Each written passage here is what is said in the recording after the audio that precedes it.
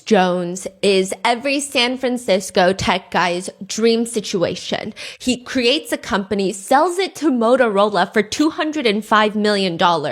He starts his own venture capital firm, and Reese Jones has a look. I feel like he would be cast as an extra in Game of Thrones and not necessarily a role that a lot of people would make thirst traps over on TikTok. He's got crazy graying hair, a gray beard. He's got kind of a stocky build. He's an old looking guy. People searching for symptoms of their body was able to predict pancreatic cancer. So of course, part of the dream for the SF tech guys is looking like that and then dating a younger, hotter, fit, blonde woman who is open, who is experimental in the bedroom. He is living the dream. But something really crazy is about to happen to Reese Jones.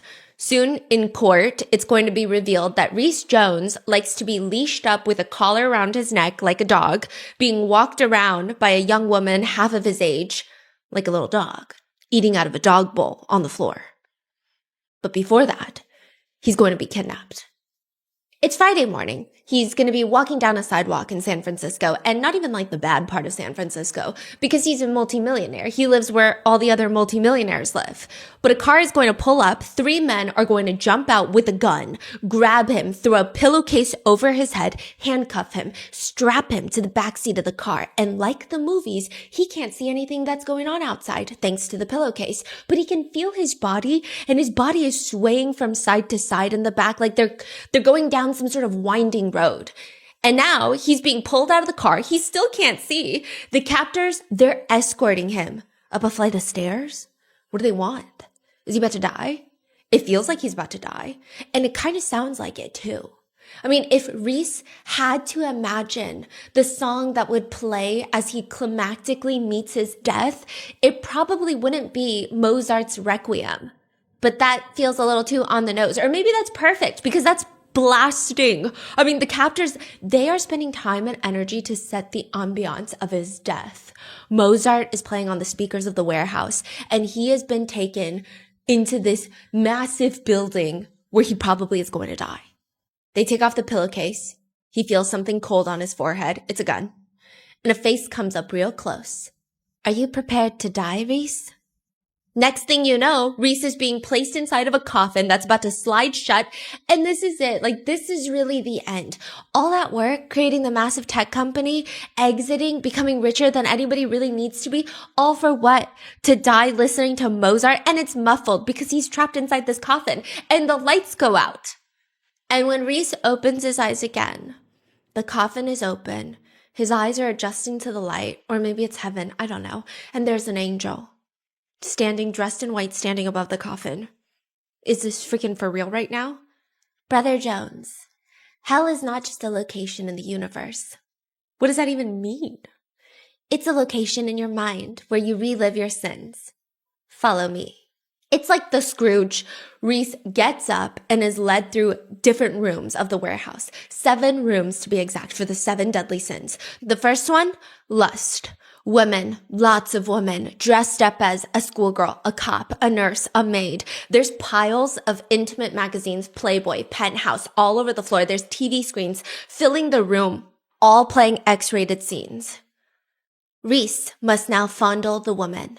The angel encourages him, or demon, I don't know, okay? Go ahead, collect the sin of lust. And then the next room is greed. Reese is forced to lay down on a bed filled with money, and angels show up piling more and more things on top of him. Consumerism, clothes, makeup, just all this trash weighing him down until he begs to be freed.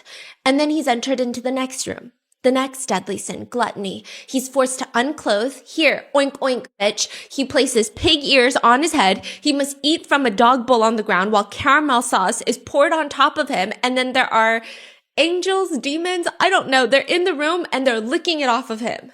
Then there's envy. Reese will be bound to a chair while he watches his girlfriend, his hotter, younger, blonde girlfriend, have intimate relations with what is described as a buffet of people. She's saying unspeakable things that are spoken, like, it would have been so good if you were my boyfriend Reese, but because it's you, it's even better. And after going through the 7 deadly sins, Reese Jones is going to be reborn, alive, in the human world, where he's going to be escorted to a rooftop deck, and dressed in white, just standing there, looking out into the distance, is this hotter, younger, blonde woman. Who is that? She turns around, and Reese will likely smile because it's his hotter, younger, blonde girlfriend. Happy birthday. All of this, the kidnapping, the 7 deadly sins, everything is an elaborate birthday present for tech giant Reese Jones. That's what you get when you're worth $200 million. And your girlfriend is the founder of One Taste, a company that helps women meditate by helping them achieve their big O's. And soon, Reese is going to be wrapped up in one of the strangest potential trafficking cases. And Nicole Daedone, a wellness company CEO, is going to end up in the same prison as none other than a peer of hers, Ghislaine Maxwell.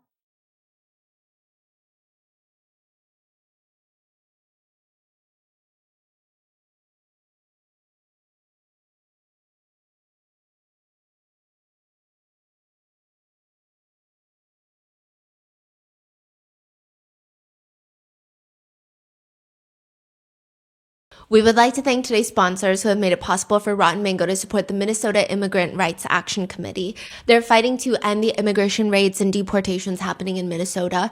And this episode's partnerships have also made it possible to support Rotten Mango's growing team. And we'd also like to thank you guys for your continued support.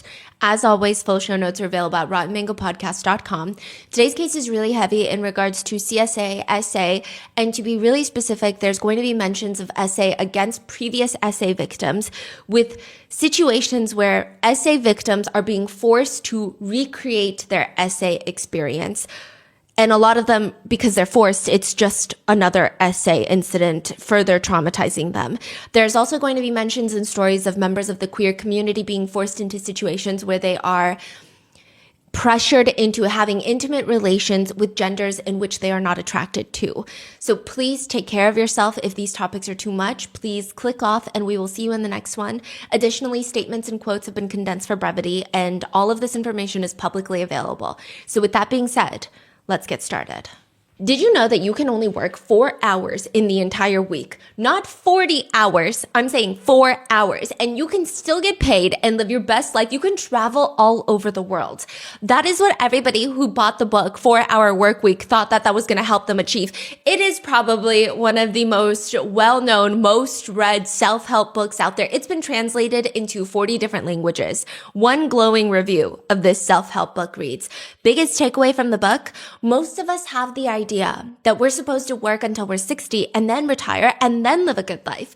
Tim does a great job pointing out how backwards that idea is and gives lots of suggestions for how to change your life to accommodate. He calls those who have done so the new rich. They are rich in life, which is not related to being rich in dollars. Another review, not glowing, reads, there's a chapter titled The Low Information Diet. Tim, the author, admits that he doesn't bother staying informed about the news or any other kind of current events, even to the point that during election seasons, he simply just asks his more educated friends about who they're going to vote for and then just votes for those candidates. I'm not even kidding you. He justifies this by saying how the time it takes you to know, learn things is time that could have been spent running a business on autopilot or having fun. So there's that. I mean, needless to say, over 2 million copies have been sold, and I have not met a single person who has read one of those 2 million copies and has managed to work 4 hours a week. But a lot of people love the book, and they have taken nuggets of information to apply to their lives. But what the does Tim Ferriss know about One Taste, and what does he have to do with this case? I think it is cute to poke fun at modern day self-help gurus. Tim Ferriss seems to be one of the less controversial ones from what I can see, which basically just means he has no allegations of SA against him. Okay. He doesn't think women are created to procreate and populate the planet. At least I don't think so. I mean, he just seems like he's really into cold plunges, biohacking, and productivity. He's also a victim of childhood SA himself. So just before we get into the next part, I have no doubt that Tim Ferriss knew nothing about what's actually going on inside, in the depths of One Taste. I think he just... One Taste is a company. Yeah. Okay. He just gets involved and makes it a bit more public, mainstream. He's one of the few people that was talking about One Taste, that made it more mainstream, that had more people talking about One Taste. And that's why we're talking about it. So with the success of the 4 Hour Work Week, Tim Ferriss starts his newest endeavor. It's another self-help book called 4 Hour Body. It's cheeky. Okay, so Tim Ferriss, the productivity guru, productively helping every single person out there feel unproductive, is going to get a lot more personal in this book, where he has this whole chapter dedicated to the fact that he's on a date with a 25-year-old yoga instructor who's hot. I don't know why her age is important, but it intrigued me, so I Googled it. He was 33 when the book came out, so I don't know if that's an age gap that he wants us to know, but it's an 8-year-old younger yoga teacher, and they're eating French food, drinking champagne, and she just blurts out to him that she's never had a big O in her life. Her entire life, she's never experienced it. She's slept with people, never had the big O. Orgasm, right? Yes, and he says, quote, "I've never won the Powerball lottery, but I felt like I just had." What? Yeah. So self-help guru decides to take it upon himself to not be, he writes, "So it came to be that I made her a drunken promise I would fix her inability to owe, not that night, not necessarily through me, but somehow." That is how he goes on a quest, a journey to talk to female O experts. And he comes across the big Om. She calls it the Om. She doesn't call it the O, she calls it an Om. The Om expert, Nicole Daedone, the founder of a company called One Taste. He reads her book called Slow Sex. Tim Ferriss writes about Nicole Daedone's book. This should be required education for every man on the planet. Another self-help guru, Tony Robbins, yeah, though much darker of a figure considering he's got all those essay allegations against him, but he says he even recommends the founder of One Taste her new book to all of his friends, including somebody who, quote, desperately needed it. Even Khloe Kardashian in a blog post wrote that everyone should read One Taste founder's book. She says orgasmic meditation is the key to ultimate satisfaction. Gwyneth Paltrow had a whole podcast with Nicole Daedone, the founder of One Taste, and it's all run by this hotter, younger, blonde woman, Nicole Daedone, who was a former Buddhist. I thought I was going to be a Buddhist nun. That was the route I was headed to. When you say hotter, young, why is it hotter, younger, blonde? Hotter, younger than Reese Jones. But she's just a hot, young blonde woman. Okay. And she was a former wannabe Buddhist. Who the hell is Nicole Daedone? Why are all these celebrities and self-help gurus praising Nicole Daedone? And what the hell even is One Taste? My topic is female orgasm. There is a library near the water in San Francisco. You can't get in because it's a private residential property. The bookshelves are probably filled with books. Perhaps Tim Ferriss's books make an appearance. Maybe it doesn't. Who cares? Nobody's paying attention to that anyway. Why would you when there's a naked woman in the room? It's kind of an odd environment. There's chairs lined up, kind of like a personal book signing at someone's house in a home library, but instead of a podium, there is a massage table, and the massage table is facing the small crowd. So it's not sideways, horizontal, where you can see the body being massaged. It's facing the crowd. And there, laying there, just full butterfly legs spread open, is Nicole Daedone. Standing next to her is a fully clothed man who looks a little proud. Because I don't know. I feel like anywhere else you could maybe mistake this as a person getting a regular massage. I mean, she's on the massage table. There is no sheet to help cover her, but she's laying there and she looks relaxed. She looks like she's about to have a good time. And Fully nude. Fully nude. And he's looking like he's about to do a job well done. He says, "We're going to give you a show. It's a show, but it's a real show. You understand?" Sometimes people say things like, we teach demos and we're going to tone it down for you because you can't take it. Well, that's fucking bullshit. And the show starts. How many people's in the room? A handful. Less than a dozen. And he leans over and he just starts with his hands manually rubbing Nicole Daedone down there. And she's whimpering, smiling, crying, moaning, giggling, just like a whole wave of emotions that if you experience in 5 minutes, you probably should talk to a therapist about it. People say Nicole is like an electrifying orb. Like she is spreading this palpable energy, electricity through the entire library into everybody else. It's like her legs are spread open and there is this energy shooting out of her privates into the room. That's what they're saying. I wasn't in the room. Like she's very expressive. Yes, but it's not that. There's electricity coming out of her, honey. It's like spreading through the room and you can feel it.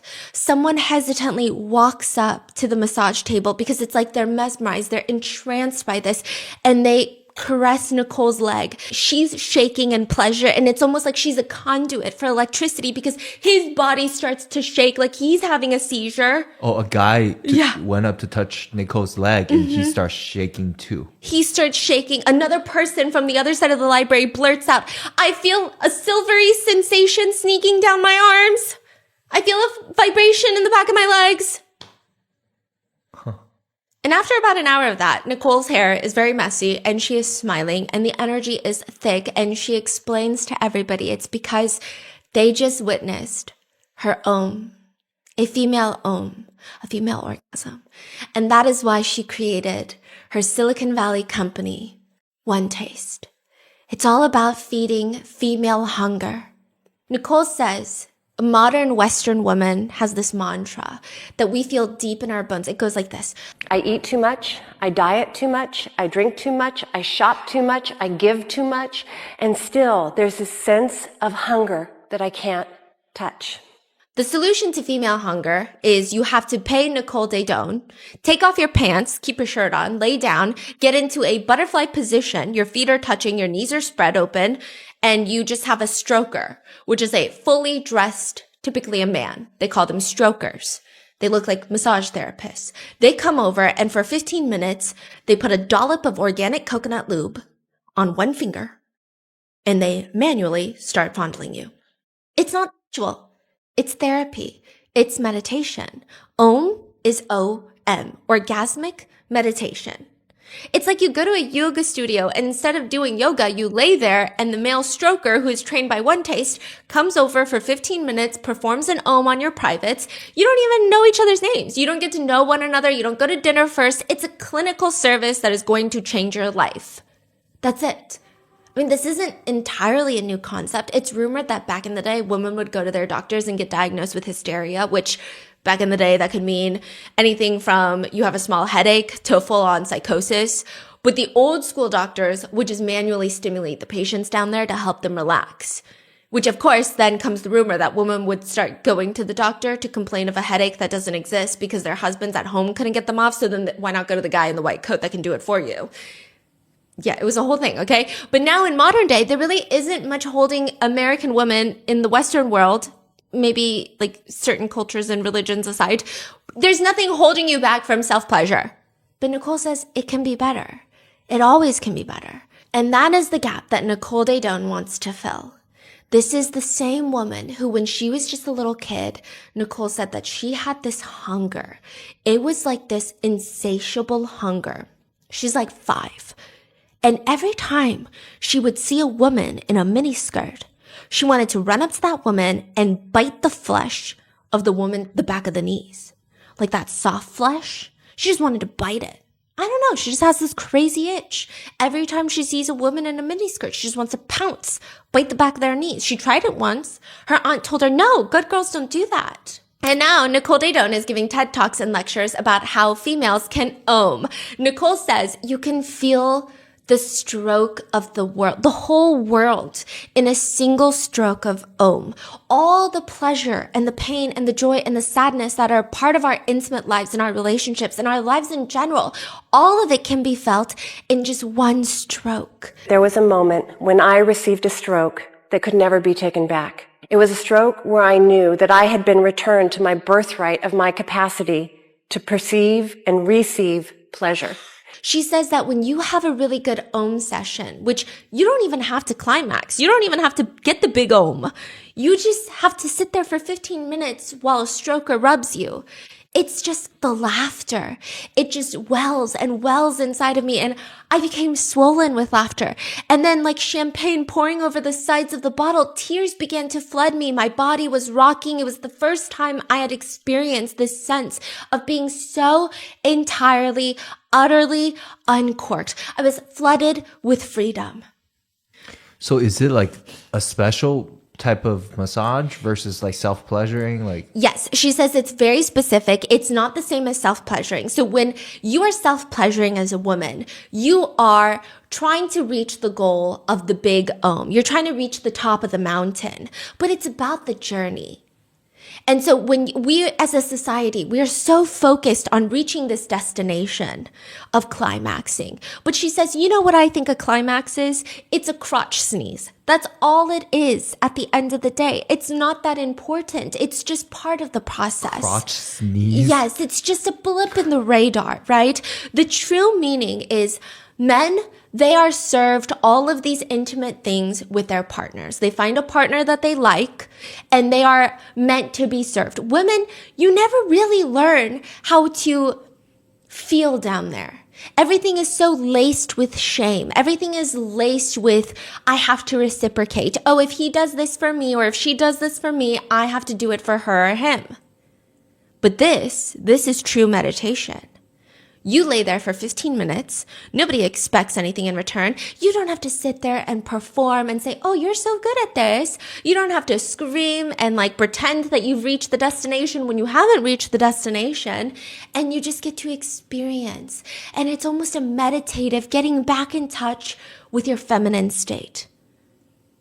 So many people want to hear Nicole Daedone talk about One Taste, her company, and the practice of Om, that she's able to book out a 1,400 person conference hall at the Regency Hotel in San Francisco, where a lot of mid-sized tech companies hold summits and conferences. Employees of One Taste are walking around with t-shirts that read, "Powered by Orgasm." Just walking around. They're forming lines outside the conference hall. Ladies, please find your nest. Everybody find your nest. Gentlemen, walk up to the stage. Please wash your hands and find your supplies.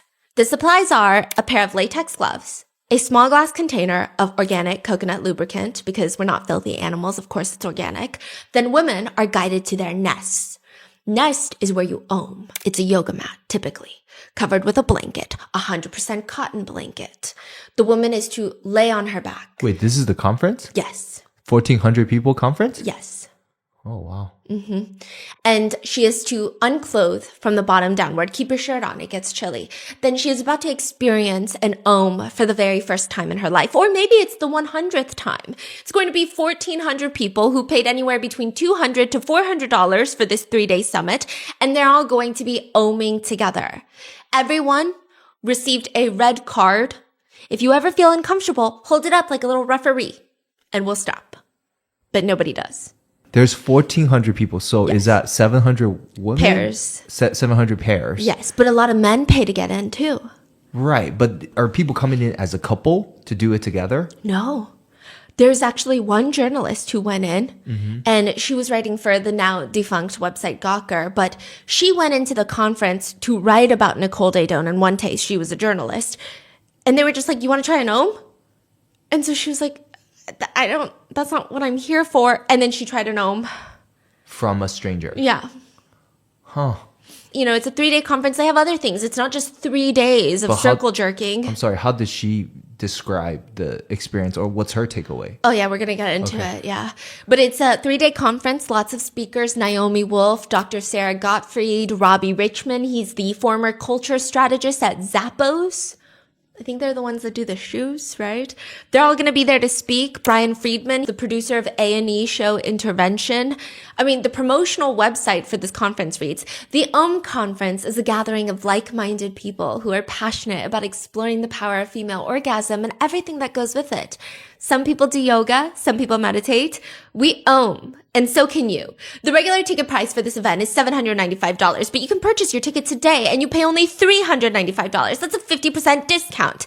Take advantage of the special offer today. The ticket price will be increasing soon. Buy now." To be honest, it is crazy to think that most people don't purchase this ticket with the hopes of Oming. And there's going to be this whole delicate dance around it because, like, what do you mean you're just going to Om in public and people are around you and there's like another woman just an arm's throw away, and these are people that you just met. You're going to find an Om partner in a sea of strangers? One Taste staffers are reassuring everyone, though. It's not unusual to get stroked by somebody you've only just met because it's not sexual. It's clinical. You might even get stroked by someone and then realize, I'm so sorry, what was your name again? But all of this is helping. And we have things like safe porting. So the strokers, a lot of them have been trained, or a lot of them have come to this conference and they learned how to stroke. And they will always get consent beforehand, obviously. But throughout the process, the person getting stroked, all women, are the ones leading. No men are allowed to get stroked because it's a female practice. And, if they say they don't like something, the stroker must immediately fix it. Also, the stroker is not allowed to complain or say, oh. They can only say, thank you for letting me know. And if the stroker is going to change positions or place another hand on the thigh or to start going faster, they're going to announce it out loud to the woman, such as, I am going to give you some grounding pressure now. You will feel my hand on your thigh. You're also heavily encouraged to speak out what you feel during the Om sessions, even if you're just witnessing it. So it has to be in neutral terms, though. So the stroker will say things like, the color is very coral. You don't say pretty. You don't say wrinkly. You say neutral terms, because everything about this is neutral. It's not laced with, oh, well, it could be prettier or it could look like this. It's supposed to be just clinical. This sounds like a really weird role playing that they're doing. Yeah. Like, just because you say it's clinical, does that mean these guys there working as a healthcare worker? Like, that's kind of off. It's very confusing, and you can see it's very ripe with the ability of abuse, these types of environments. And one person just says, watching these demonstrations, it felt like my body was getting sunburnt. And there was this soft just arrow that was stopping my breath. Other people who have witnessed watching other people get ohmed say, there was a moment where I felt like my body was a shell. It was hollow, and I felt this white substance filling up from inside of me and inflating my chest up, and it blew me up like I was the Michelin Man. The 3-day conference turns out to be a massive success. Even the Gawker journalist who got roped into doing an Om, she says, oddly, it was thrilling. It was thrilling. She could see the appeal. And when she got home, there was almost this feeling of being done from a drug binge, because there was so much excitement and it was everybody was turned on and there was this energy, and she tried to talk to her friends about it and nobody got it. They were all like, is this a cult? You're weird. Why did you do that? And so now she just felt so empty, like she was hung over from the 3-day party of her life, and she didn't know how to even operate afterwards. How long was that one session that she did, or all of them? 15 minutes. But that whole thing only lasted 15 minutes. But they have multiple sessions of 15 minutes. Sometimes during the Om conferences, they'll do 15 minutes and then they'll just partner swap. I don't know why, okay? But they'll just partner swap, and then there's just a new stranger and you're doing another 15 minutes. Huh. One woman says, just the idea of dropping my pants in front of a stranger, I actually almost left. But then at the last minute, I basically was like, fuck it, I'm here, I'm gonna do the thing. And once she did it, she said, I was like, that was amazing. That was incredible, terrifying and incredible. And then all I knew is I want to do this again. Another person says, after my first Om, I felt baffled, confused. It didn't really feel like self-pleasuring or anything I'd ever experienced before. It didn't even feel like... It was just something new. I wanted to scoff at it. I wanted to brush it off and explain it away, but I had to admit that something unexplainable was going on, something great and unexpected. During the group sessions, one former participant says, it was just crazy to hear how many different sounds that the women around me were making. It just felt incredible. I just felt really good about myself in a way that I never had before. Others say that they skipped doing the Om with a stranger and just had an Om with their long-term partner. And one woman says, at first, I would always rather have been I'd rather have an intimate relation or do something for him that would make him feel good so that he would like me more. And it was very challenging for me to just lie back and feel. I had this fear that when we were oming, he would realize he didn't love me, but the opposite happened. I've never been able to trust a relationship this much in my life because now I don't have to guess how he's feeling. I can feel how he is feeling. One staff member told a participant, I watched you om, and you sounded like an orchid blooming for the first time in 150 years. Another person says, listen, it's not even that intimate, okay? She says, during and immediately after the Om, I had a sense of energetic movement in my limbs and the core of my body. I felt more relaxed, more alert at the same time, more clear-headed, cleared my brain fog, gave me energy. It's better than coffee. Another says, I would rather stay in a cave and Om for a week than go on an all expenses paid trip to Paris. I just kept wanting to do it again and again and again and again and again. One woman burst into tears at the end of the Om session, and Nicole Daydon walks up to them. Why are you upset? Because I don't want this to end. These strokers, are they doing do they have different trainings or? So some of the strokers have different trainings. The employees of One Taste, they paid up to $100,000 themselves to learn coaching classes to how to become master stroker. That is the top level strokers, a master stroker. And they work for One Taste. And then at these seminars, most of the people that are doing the stroking, they're just people that paid $200, $400 to come to this 3-day conference, and they just spent the past 24 hours learning how to stroke. And now they're performing their first stroke on a stranger. Fascinating. Okay. Yeah. Joanna Van Vleck is a very successful businesswoman. She started the Trunk Club, where you get your own personal stylist to send you clothes via a trunk every month. Her company sold to Nordstrom for $350 million. And she is now here at the One Taste conference. Van Vleck says about One Taste and Oming, at first I was like, this is gross. I was ultimately scared. It's vulnerable. Sometimes I still lay down to Om and I'm like, what the f*** is this? If there weren't such incredible benefits, I would not lay down and have a man stroke my genitals. I just wouldn't. But Om is fuel. We call it, tired and wired. Most women are tired and wired, and Om is the exact opposite of that. It's like eating breakfast. That's what we eventually hope. Instead of a latte, women will have an Om, because that is what regulates your body. An Om for breakfast, One Taste is the whole foods for sexuality, the organic, good for you version. The overarching thing, Om, is just part of the wellness. Everybody starts clapping. Next on stage, enter another big name in the business world, Robbie Richmond. He was the former Zappos culture strategist, very successful. He's a very well-known guy. Tony Robbins was amongst his client list. Anyway, he gets up on the stage and he says that One Taste told him, you need to get your beast out of you. We got to get the beast out. And everyone starts clapping like, yeah, get the beast out of you. And in order to do that, they told me, you got to turn the heat up. People are clapping. Yeah, you got to turn the heat up. That's how you get the beast out. I was in therapy for 6 years for anxiety. And he says, nobody ever suggested to me that maybe you're just turned on.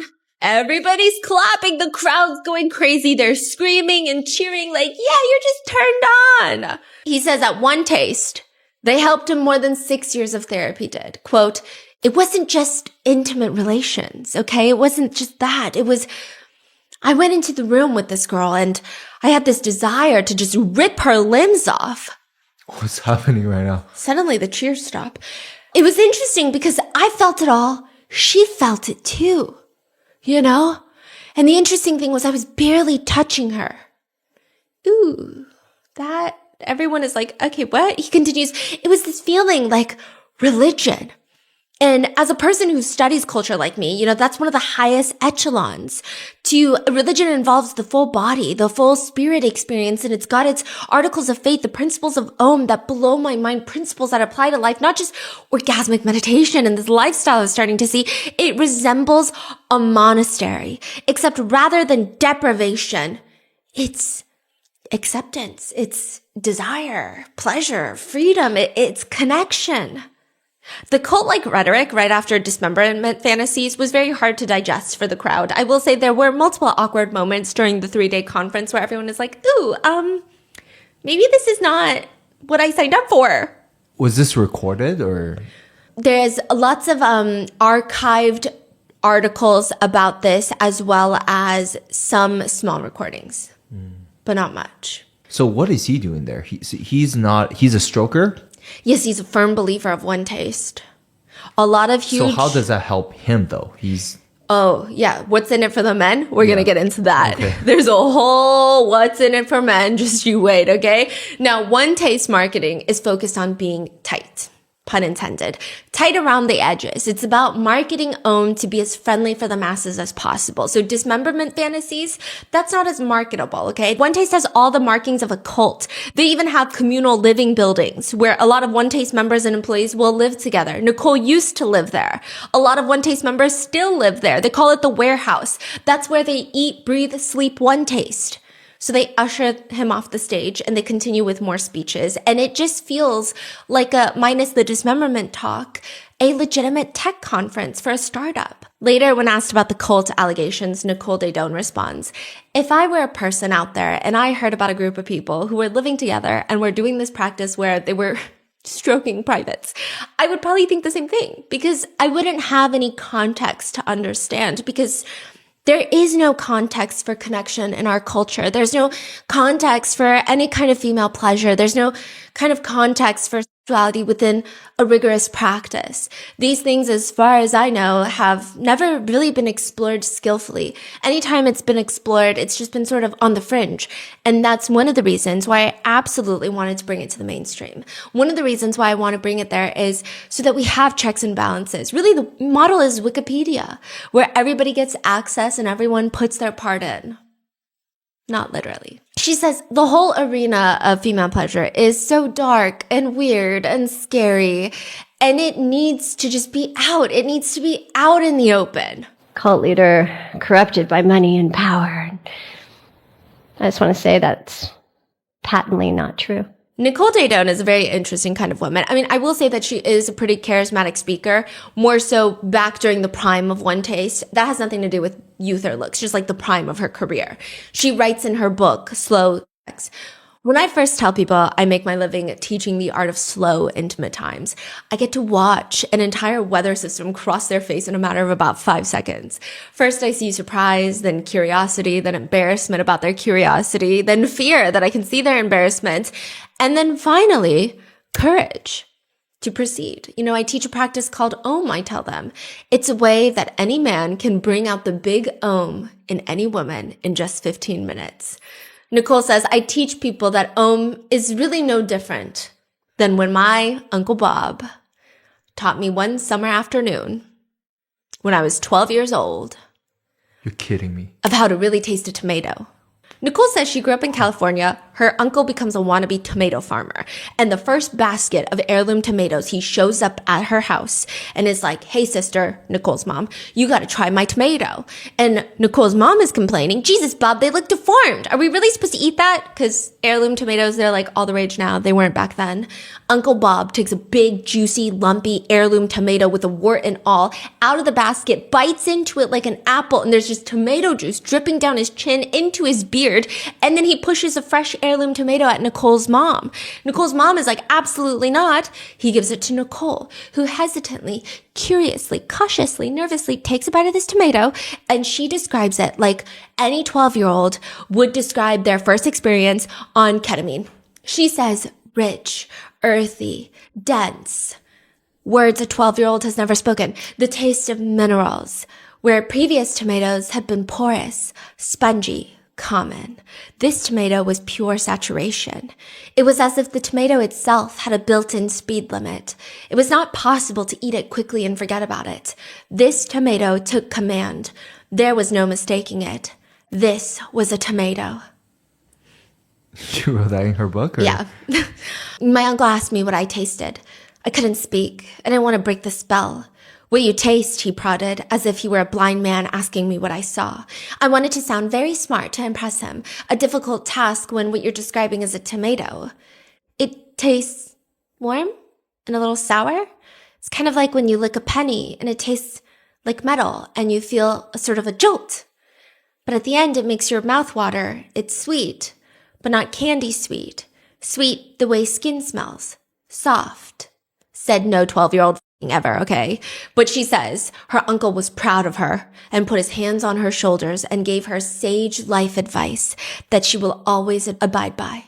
Nicole, the most important thing you will ever do in this life is really, really to taste a tomato. Eventually, Nicole grows up. She's in her 20s. She's living her dream life, but she feels horribly empty on the inside when a friend approaches her with exciting news. She is going to take a course on intimate relations. Nicole says, I was momentarily scandalized. That was something good girls like me didn't talk about. But then I was curious, then embarrassed at my curiosity, then a little bit afraid, then a little bit courageous, and I signed up for the class with her, and that was the beginning of the rest of my life. Quote, if Uncle Bob had been there, he would have been smiling. Nicole says it takes a lot of time to get into the practice of Om. You know, you can be not good at being an Om. Like, you can lay there and you're not doing anything, but you can still suck at it. She says, we women may be tempted to default to old habits of augmenting our experience, reassuring the stroker that he's doing well by turning up the volume, breathing, moaning, moving in ways that may not be entirely genuine because you're trying to make them feel better about themselves. But of course, this all takes practice. Nobody gets their first Om right. Many women actually report that they prefer not to reach the big Om during the Om because they've come to enjoy just the massage. It actually increases their sexual energy, whereas traditional intimate relations with a man is all about, getting rid of this excess energy. You feel pent up, you release the energy. But Om is the way that we can build up the energy within ourselves. And people always say, you mean I can actually use Om to generate energy? I can actually use it to increase my capacity? The answer is a big, enthusiastic yes. Om gives us the opportunity to refill our tank. So far, it sounds like a lot of things she said is, well, you're encouraging women to... Yeah. Right. And I think she's about, at least on surface level, her messages seem on par with female empowerment. She says things like, the real question isn't whether women should have power, but what is power? And how does it express itself through the feminine? That is not a question society has ever been eager to explore. For centuries, feminine power has been misunderstood, feared, suppressed. Nowhere is this clearer than in the way that we treat women's sexuality. Feminine sexuality has been framed as unruly, dangerous, chaotic, a force to control, manage, and hide and fill with shame.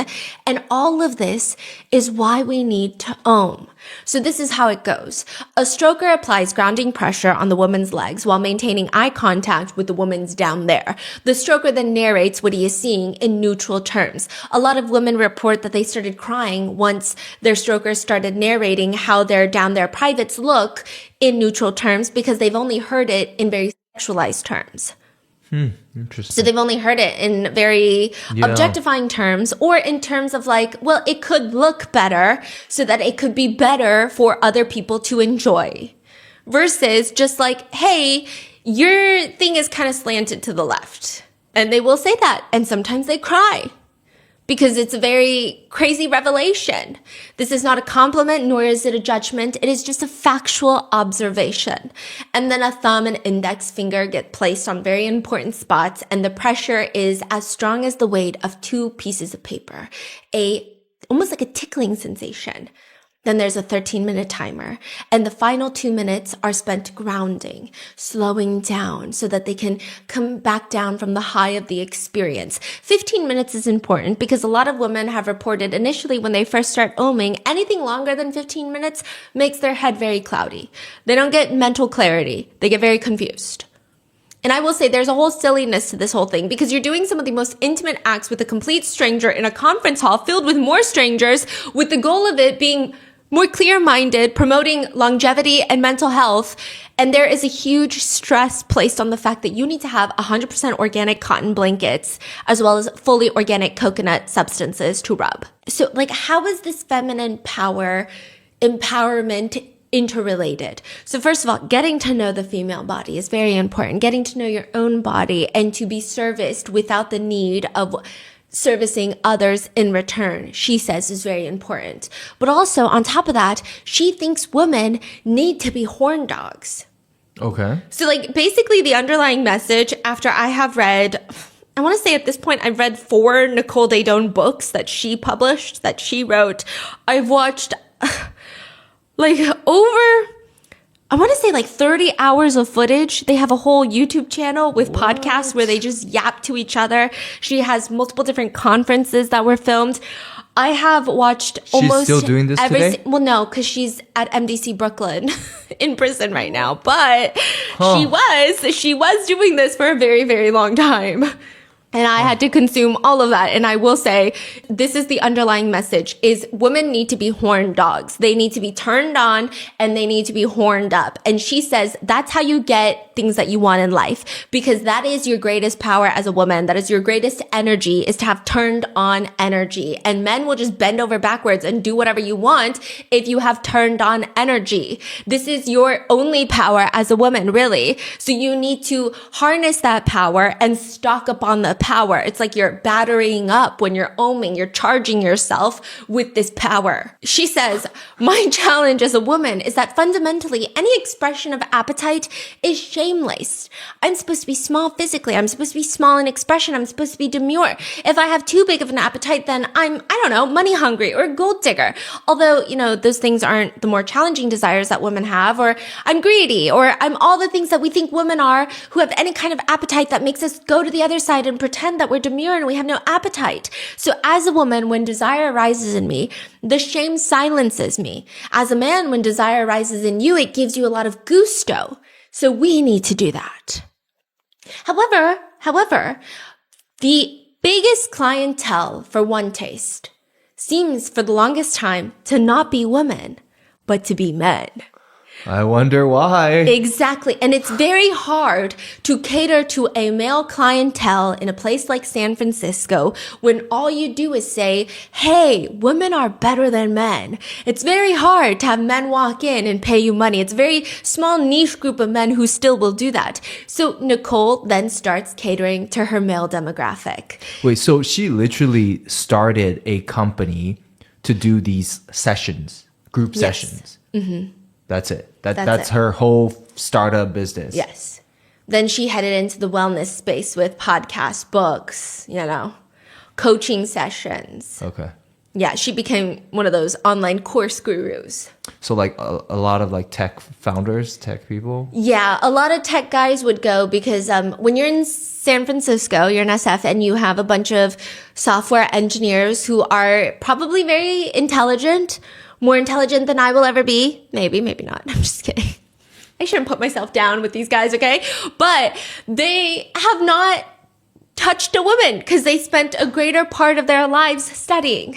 Right. So there is an appeal for yes. certain demographics. So they all show up. And that leads to a very big problem in One Taste, which is how do you get women? Right. How do you get women for these paying men to stroke? And that is partly the reason she is in prison right now.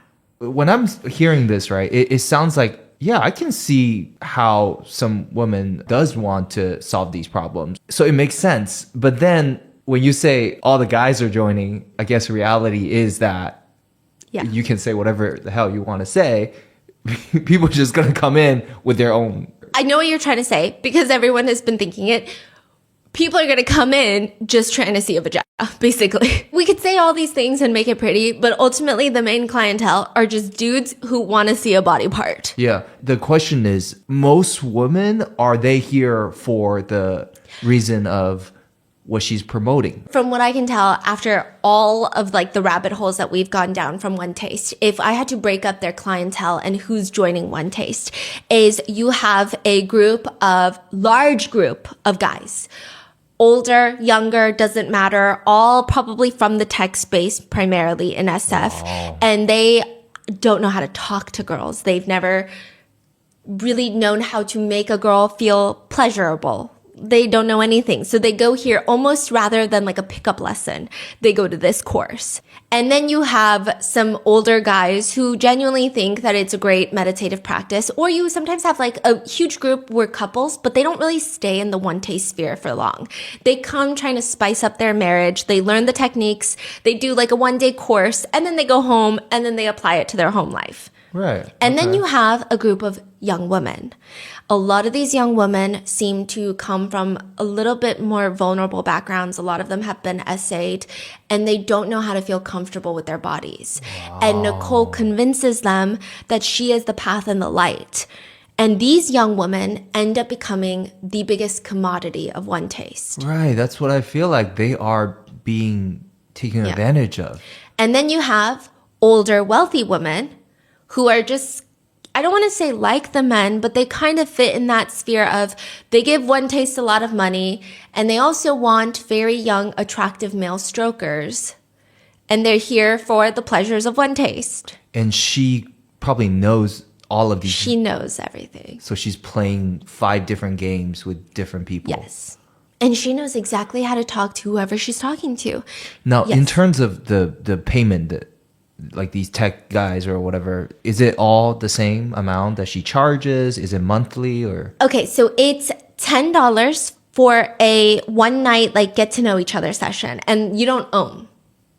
It's like a $10 mixer. There's cocktails, there's fun. It's like a community event, that a lot of people will go to. And this is so manipulative. I'm going to go into it more later, but they have something called the hot seat. And these are people, again, that this clientele that they're attracting, a lot of people that are coming to this mixer, they're not typically, and I say this with love because I'm not a very popular person either. I don't have a ton of friends. They're not popular people.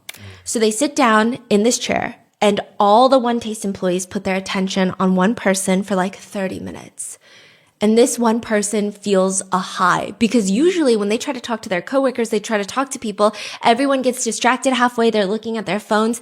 They're just maybe not the most entertaining people, but for 30 minutes, they had 10 people just captivated by them. And in the very back, there's a salesperson taking notes down of every single person's biggest insecurities. They'll ask you during the hot seat, they'll ask you, what do you want? And then you'll say, I want to be successful in life. What do you want? They keep asking you, what do you want over and over and over again until it boils down to your biggest insecurity and your biggest desire in life. And that salesperson in the back is typing it all down in a laptop. Then you leave. After paying $10, you leave. Then they call you. And they say, hey, didn't you have so much fun last night? Well, why don't you come back for a one-day course? Instead of $10, it's $200 and you can spend like 8 hours with us. They're like, okay, $200 is not that bad. They go, pay $200, they learn how to stroke or they get stroked, they do Om sessions, and they have such a high because this is so exhilarating. Anything taboo is going to feel very exhilarating. It's going to feel like drugs because it's against societal norms. Right. You don't just like go to a yoga studio and see a bunch of naked people and like touch a stranger. Yeah. By the way, the hot seat is do they force you? They have marks. Oh, so they're looking in the room. They're like, I want to target that new client. Who looks like they have money. Oh, it's always a wealthy person. Yes. Or someone who has like a pretty cushiony tech salary.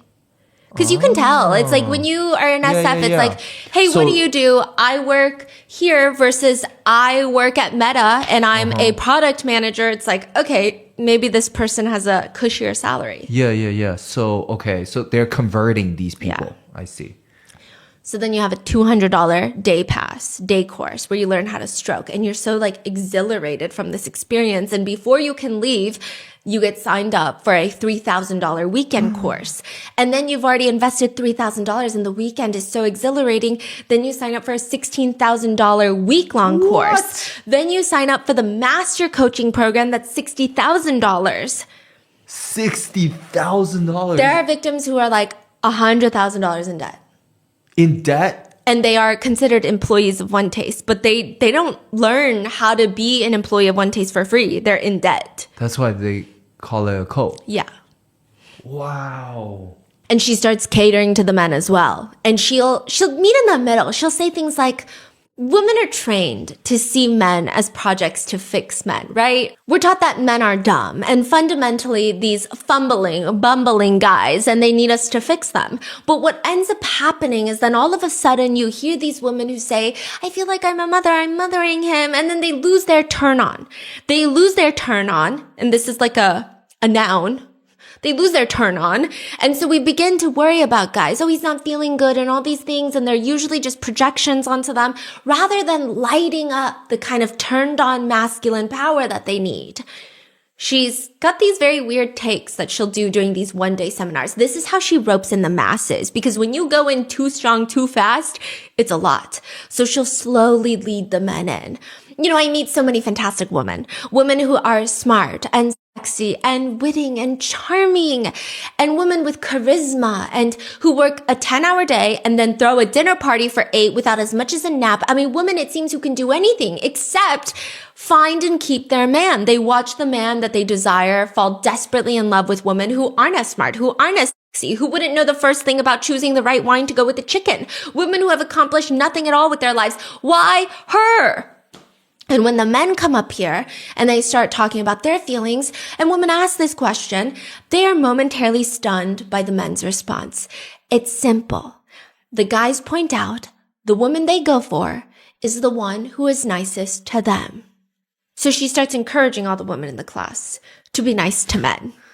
Start with one moment of genuine appreciation and feel your way from there. She says, at the end of the day, men, if you're listening to this, women only want one thing, which is, quote, I don't know. competence. No, I'm just kidding. It all comes down to one sweet request. Be more you. That's it. That's crazy. Show yourself to us. It's all we've ever wanted. So, no okay, woman this ever. is like straight up tailoring to the guy. Yeah, because every sane-minded woman listening is like, that's actually like on the bottom of the list, okay? We just want you to know how to do one thing, one chore around the house, do the dishes, do the laundry, don't leave your socks outside. I don't know. Women were like, I will say the comments were crazy on this one. What do you mean comments are crazy? This is like after she goes to jail though. A lot of people are like, yeah, okay, well, that's actually f***ing insane. Tell that to the prisoners at MDC. Yeah. It's just kind of not what a lot of women want. It's a little pick-me energy. I don't know how to describe it. It is what women want. Yes, I want my husband to be more him, but I also want the world to be better too. It's not that easy. And a lot of people have a hard time wondering why men were going to One Taste seminars. This is why. Also, some men say they were never in relationships and they don't know how to talk to women. And so Nicole will guide them through it. She'll say things like, tell her that tonight you will use her body like a magnet. Every part of her body is going to come alive. One former male member says, one of the exciting things about the organization was, compared to men teaching other men how to relate to women, you got it straight from a woman's mouth. Nicole would break down the dynamics of relationships. The man dilemma. What happens for men? They get all these ideas in their head about how to get access. So first of all, the idea is you're entering the conversation with a separate sense of self. I don't know what she's talking about. The most powerful thing you can do is get in rapport with another human being. That's what OM is. You're syncing up nervous systems on a biological level. When you sync up nervous systems, these magical doors open and you won't know until you have the experience, and then you will know. There's all these programs that are put into men about how to get a woman. First of all, tends to be precisely what blocks you. You may get the body, but you won't get the woman. You won't get the goods from that. She says, look, women want to have intimate times as much as men, just not what's on the menu. She likes what's on the menu, which is regular intimate times. She's just not hungry for steak every day. Women crave variety and surprise and spontaneity. We want a seasonal menu, a specialty menu. We want items that arouse and nourish and satisfy every part of us. It's basically that TikTok about wanting omakase. Okay, that's what she's saying. Women have as much intimate energy as men. It just freezes more easily. Women have less of, it's because we get frozen from body image. We're turned on. We're just frozen from body image. Previous relationships, something her dad said to her when she was 11. And by the time that you meet her in her life, she may be so iced over that only a trickle of that desire is getting its way through the ice. Without regular access to the warm heat of a big ohm, the freeze gets deeper and deeper until she has no more access to get her desire at all. But really, a lot of the testimonials from men that have joined One Taste, it's all about the finger. One person says, quote, I was really surprised to discover how much energy I could feel coming through my finger. I hadn't really believed it was possible. Some just say it helped their relationship. Quote, since we've been practicing OM, my girlfriend is so much more turned on. I cannot believe how different it is to have intimate relations with a woman who is truly, fully turned on all the time. And it just feels like Nicole is playing both sides. She tells women it's all about them while she caters heavily towards the men. And if Nicole is anything, she is a walking contradiction. And maybe that's her appeal. Before Nicole becomes an Om coach, she was ready to become a Buddhist monk. Nicole was ready to join the Zen monastery in San Francisco. The only thing that she said that she would miss doing is doing it. I'm not kidding. So like any normal aspiring Buddhist, a monk, she does the same thing. She decides, I'm going to go out on a 1-week binge. I am going to go to the craziest parties in all of SF, and I'm going to just like do everything and do everyone, and then I'll never do it again. I'm going to be a monk, okay? She's going to do it all. It's at one of those parties where she's looking to do things that she runs into this guy named Erwan. And he's at this party, so naturally within a few minutes, Nicole tells Erwan her dilemma. She wants to be a Buddhist monk. She thinks that life will be really good for her, but she's also kind of like horned up all the time, you know? And he smirks and he tells her, I would like to introduce you to a practice that I've been doing. He introduces her to a practice that will soon become One Taste signature, the Om, but back then they called it the DO, the deliberate O. So after her first taste of a DO, where it's basically the same thing as an Om, Nicole ditches the whole Buddhist monk life and makes Om her entire personality, her entire life's work, until she ends up at MDC Brooklyn in the same prison that Diddy was in, the same prison that Luigi Mangione is in, and the same prison that Ghislaine Maxwell was in.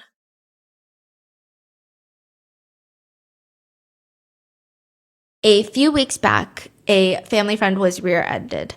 She kept hesitating about calling a lawyer because she didn't want to seem like she was making a big deal out of nothing. But here's the thing. If you've been injured in an accident, you should not let assumptions prevent you from going after fair compensation. Your recovery, your family stability, your ability to pay bills and move forward with your life matters so much more than maybe I'm being dramatic. Morgan & Morgan is the largest law firm in America, and they've successfully recovered over $30 billion for their clients. And when it really counts, they don't back down. Their team includes over 1,000 attorneys working across the country, giving them strength and resources to help you get your life back on track. Hiring the wrong firm can be disastrous, but hiring the right firm could substantially increase your settlement.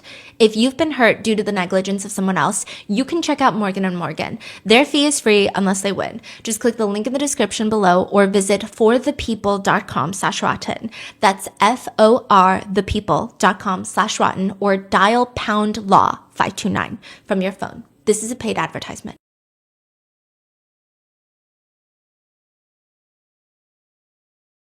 One of the most controversial things that Nicole Daedone has ever taught was nobody is a victim. Nobody's a victim. Nicole says in a training session, so I have a story. And I am no victim. The problem with the victim story is it takes away your power. You know, I was talking to one of these women and I did a women's group and they were like, oh, I'm so scared to turn on because of all of these terrible men who are going to R-word me. And I said, if you want to know the real way to deflect R-wording, It's to turn on 100%, because then there's nothing to rape. not only that, but with my experience is that a woman turned on 100%. Has every single man around her bowing. You know how we have those powered by orgasm t-shirts? This is going to be our new t-shirt. I got R-worded and all I got was a victim story. I know. I got R-worded and all I got is victim story. And she's like smiling into the crowd. She's like, I know. People are shocked. They're gasping in the crowd. And she's like, I know, this is crazy. Or it could be like, I R-worded someone and all I got was a perpetrator story. If you picture, what are those? Stick in a river and it just keeps pummeling up against something because it doesn't have a natural way to flow. That's really the experience of what we call perpetrator. My experience is that it is a pure love. So she doesn't believe in rape. No, she believes it happens, but she thinks it's psychologically deeper than that. Like the fact that men R-word, she doesn't think it's just like these men need to be locked up and like snip, snip. She thinks that it's also kind of a woman's fault that men are out here R-wording people. She's also saying through the power of Om, her meditative practice, and paying for her courses, of course, you can protect yourself against R-wording, not because people are going to stop R-wording, but because there is nothing left to R-word, so how can they R-word you? I will say that there are still very wealthy people connected to One Taste and the original group, even though they seem to keep changing their names. They also seem quite litigious, which I've never been opposed to a little legal scuffle, especially the idea of seeing a ton of the people that we talk about in a deposition. I think that would bring me a great sense of adrenaline and excitement, and it would just make my week and year. But just so that we could be extra cautious, I do have to note that these are just allegations moving forward. Nicole Daedone is sitting at MDC Brooklyn, but she hasn't been charged of these crimes outright. She has been convicted of forced labor conspiracy, which does include sexual labor for the defendant's benefit, as well as coercion of performing sexual acts, but it doesn't outright include essay. Wait, so again, what is she charged for again, you said? Forced labor conspiracy, which Okay. means that you're running a company and you're coercing your employees to perform sexual acts. You are having sexual labor for your benefit as the employer. However, she has not been convicted outright of facilitating essay or just essay in general. Does she have a case pending or? No. Oh, so this is it. Yeah, this is it. So these are just legally speaking, just allegations as of right now, though I don't personally think a lot of netizens question any of the victims' stories. In fact, a lot of people wish that she was charged with trafficking instead. But this is, I think, just like the ways that the laws are set up. So with that in mind, let's talk about the darker side of One Taste. Have you ever heard of aversion therapy? I feel like there's so many different therapies. There's exposure therapy. There's now aversion therapy. And it goes something like this. A guy named Mark from One Taste is really, really freaking upset. He feels like he's a victim of, honestly, he doesn't know how to put it into words. Okay, well, Mark. Try to put it into words. Mark tells everyone he's really upset because two girls from One Taste barged into his room and offered themselves up to him. They were like, can we just do you? And they both start going down on him down there, like both of them at the same time. And they're like, okay, so that's SA if you didn't want it. And Mark is like, okay, but here's the thing, I did want it. Like at the time I loved it. It was great. It was phenomenal. Okay, so what's the problem? Okay, the problem is afterwards, I overheard the girls talking about how Mark was their aversion therapy. The girls were told by higher ups at One Taste to find the most disgusting, filthiest, ugliest animal on the planet and then have intimate relations with him.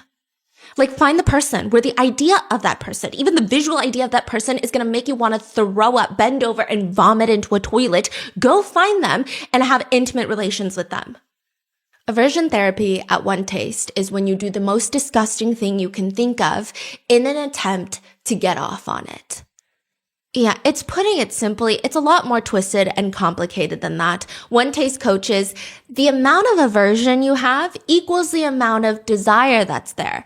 Opposite sides of the same coin. What? The coaching program would say, our preferences are just repetitive devices that enslave us in eternal mediocrity, but we're usually too chicken shit to step into a different terrain. Basically, why do you think you're so turned off by something? Perhaps it's because you're actually so turned on by it, but mentally you don't want to accept that idea that this is something that you like. And I said, what I learned as a woman is that we have it backward. I'll have all of these circumstances and then I'll get turned on. And that really it's the reverse. Whether or not you're turned on, build the circumstances and get turned on in the process, and then that's where you get total liberation. One former member describes it like this, and this is potentially going to be a controversial statement, but in a certain way, for people who have closed down, it's like you get that fix one way or another, right? So if you determine you don't want that fix in an explicit way. So they're saying like, maybe you've convinced yourself or society has convinced yourself that watching X-rated videos is disgusting. It's vile. It's morally corrupt, right? Then you have a tendency to then go and get it by sort of a mental fixation on it. So you develop these strong, super strong anti-X-rated video fixation that becomes your life's work. You're protesting, you're writing blog articles on it. It gives you a way to engage with this thing that you kind of really need. Basically, aversion is unpotentiated turn on. Explore it today. It's described more bluntly by one member who says basically, it was, quote, a broad term for energy by performing intimate acts that you don't want to do or doing them with people that you find disgusting. Like, that was just aversion therapy. There's nothing deep about it. Officially, they start referring to it as unconditional sex. And One Taste starts leaning heavily into this. Higher up members of One Taste start giving out assignments to those underneath them. So this is like your manager at work telling you, you have a new assignment. These assignments typically revolve around doing everything possible to get rid of your aversion to certain things, acts, or people, just obliterating any sort of personal boundary that you have. One former member was told to have as many intimate relations with random people that she found to be super disgusting and ugly that she ultimately did not want to have intimate relations with. But in 200 days, they forced her to have intimate relations with 200 different men. And this was presented to One Taste members as a high achievement. She has reached a new level of connection and being turned on. It should be noted, I will say legally, that One Taste claims that everybody was into it, everybody consented, nobody was forced into an assignment. Quote, members who chose to explore their aversions did so voluntarily and were never pressured and incentivized.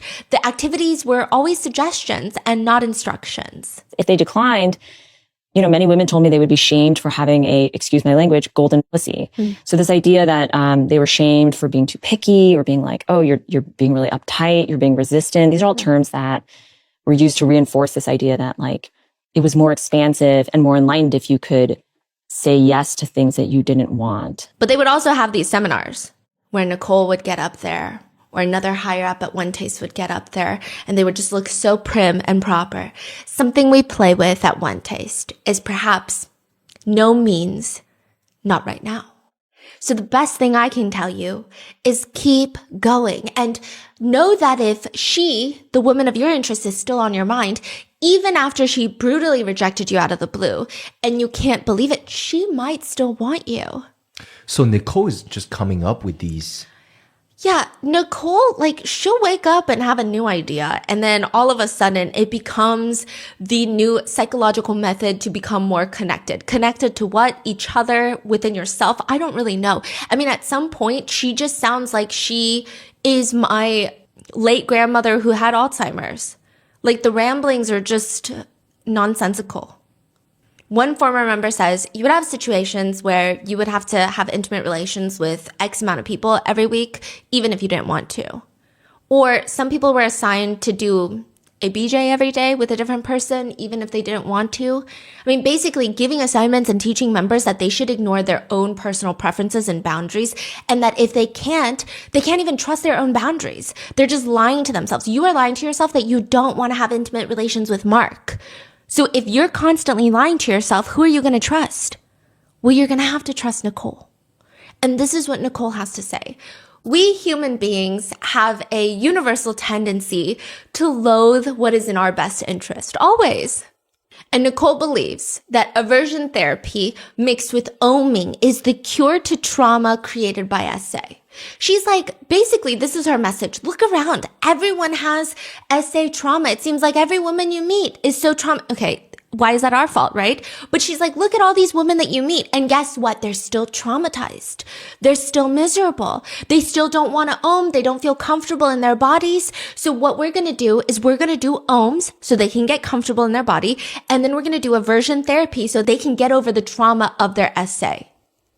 She's like promising to sell freedom to the most vulnerable people. Yeah, so this quote-unquote therapy target audience is SA victims. Yes.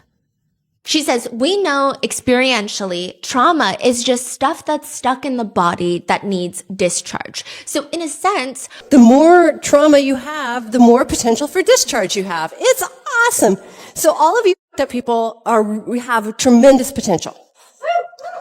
how do you get the trauma out? Nicole says you ohm a lot. Whatever is in there begins to come out. You don't make it come out. You create enough heat that it becomes to come out naturally. When it begins to come out naturally, you ensure that you don't block it. She says that you have to release all of this trauma, or else when you're in the positive version, okay, or the negative flip side that most of us live in, which is trying to avoid danger, that keeps you in a place where danger keeps happening. See, danger doesn't come towards the thing that have agency, that have the capacity to send energy out. Danger comes when danger comes, when it perceives that there's something that will receive it. She's almost insinuating that victims are asking for it because they put out the type of energy into the world where they are inviting danger. She says, in terms of protecting our bodies, when I say this, it's controversial. People don't like it. But in many, many, many studies, they really wanted to understand what had some people be assaulted more than others. So what they did was they spoke to assailants, abusers, violators, and they said, how do you choose who you go after? I go after people who feel like victims and people who don't seem to be aware of their surroundings. And second thing, there's a certain kind of righteousness that people have. Everybody will mess with you nowadays. There's trolls everywhere, but there's a kind of righteousness Where you have communicated that you will not back down no matter what. What? What does that mean? She's just saying, if you are turned on and connected through copious amounts of Om, then you will be stronger and more confident, and you will carry yourself with an energy that's like, hey, I don't f around. One survivor of childhood essay who joined One Taste, she was inspired because she said that she always had a hard time connecting intimately, which is obviously like a part of trauma when you've been through childhood essay. And she said that because of that past trauma, she meets Rachel, who is the head of sales at One Taste. She's like Nicole's right-hand woman. She's the only other one that gets charged by EDNY, the Eastern District of New York. Yeah, it's very complicated. Also, the reason that a lot of people have not heard about this case as much, I think, is because it actually started trial May 2025, exactly when Diddy's trial started.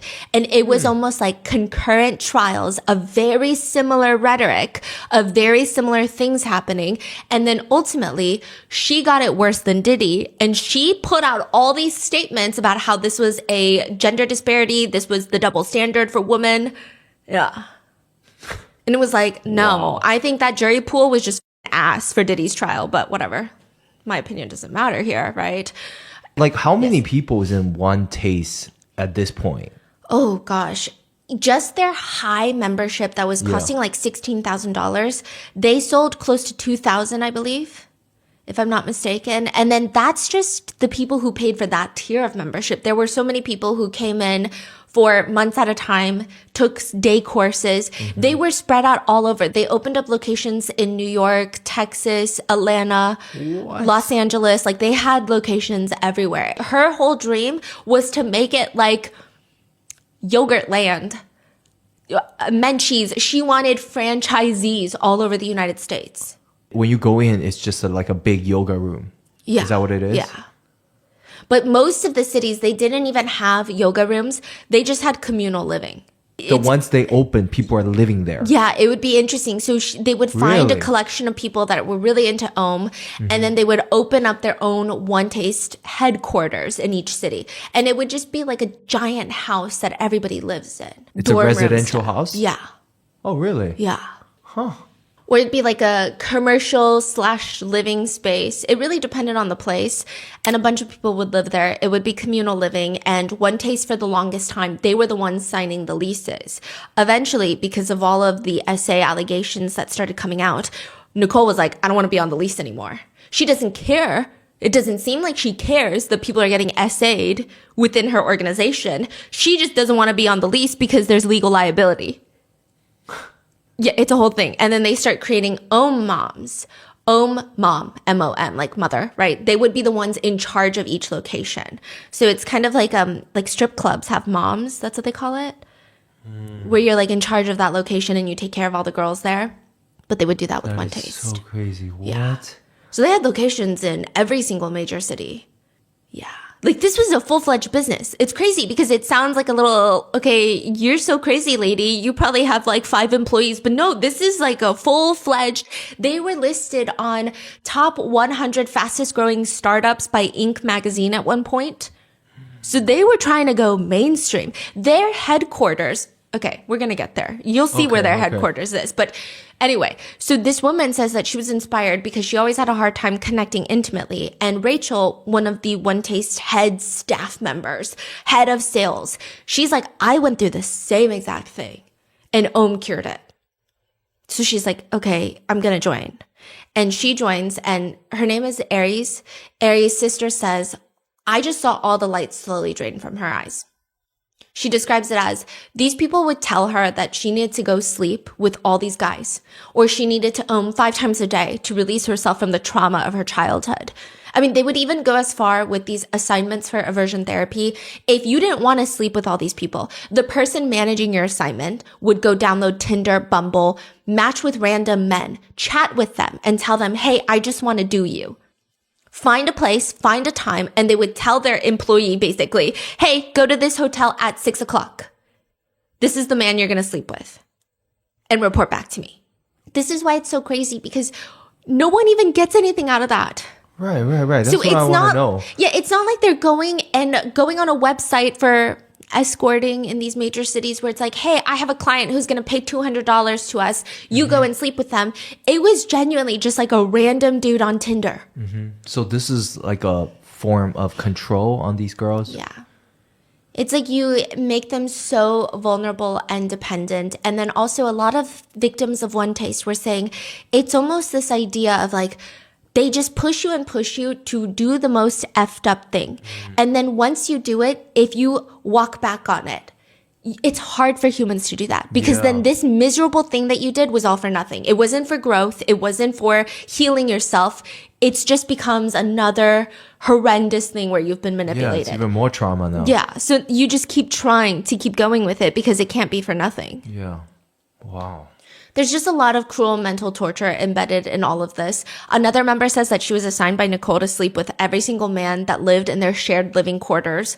She also had to sleep with this guy named Jeff, which naturally makes her freak out. And she tells Nicole, Jeff looks exactly like my older male relative that essayed me when I was a kid. So I don't think that I want to have intimate relations with someone who looked exactly like my childhood abuser.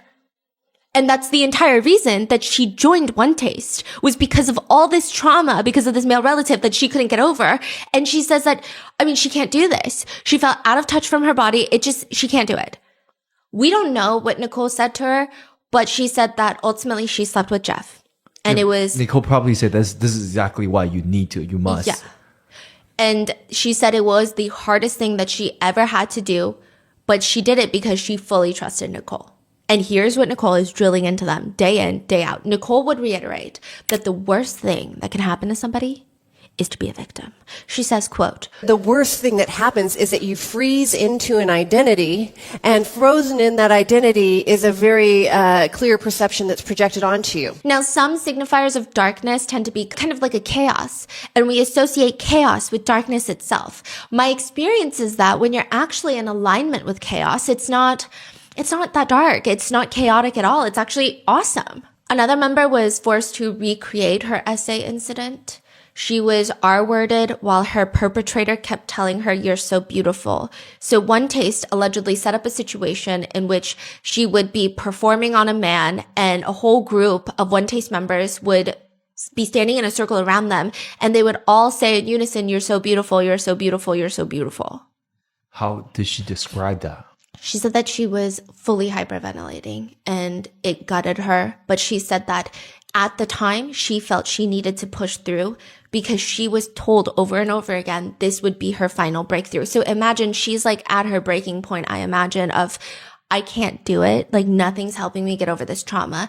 And people are saying, trust me, this works. Why else would someone do something like this? My question to you is, why did people believe her that would bring them this sort of form of enlightenment? Yeah, I believe that specific woman says that, she said yes to it because she was chasing these breakthroughs. Like there was this belief within One Taste, which definitely, came from the top down, that extreme actions, intense situations, and really pushing your edges would bring personal growth. In another incident, it's alleged that Nicole was getting fed up with a female member's anxiety. So let's call her Ashley. Nicole hates that Ashley is anxious. So she sets up an essay session, basically. I mean, I don't really know what else to call it. That's my opinion. She pulls a guy to the side, whispers something to this guy's ear, and is like, hey, go ohm with Ashley. She's like whispering. Ashley sees this. And then the guy walks up to Ashley and is like, hey, Nicole wants me to have an ohm with you. So they go do an ohm, and the man starts doing things down there that are not part of an ohm. And Ashley did not consent to it, but she says she couldn't voice out no because she didn't want to disappoint Nicole. And she saw Nicole talking to him, so she just assumed this is what she needed. She said, I totally disassociated. I mean, it was really damaging. It felt like being R-worded, and yet I didn't tell him to stop. It's not even just re-traumatizing SA victims, but it's also encouraging them to be victims repeatedly in new various settings. For example, part of Ari's life at One Taste was to let her boyfriend beat her. And this was like a common reoccurring thing. She wrote later in her therapy journal that she sent to her sister, whom she shared this with Netflix. She writes, I woke up today filled with rage. Rage at my boyfriend, rage at he punched me in the face and he split my lip and bruised my eye. At first I was shocked, and we had fought so many times before. I never thought he would go that far. I found little sympathy. This, I was told, was my fault. I forced him to do it. His beast was only fulfilling what my body had asked him to do.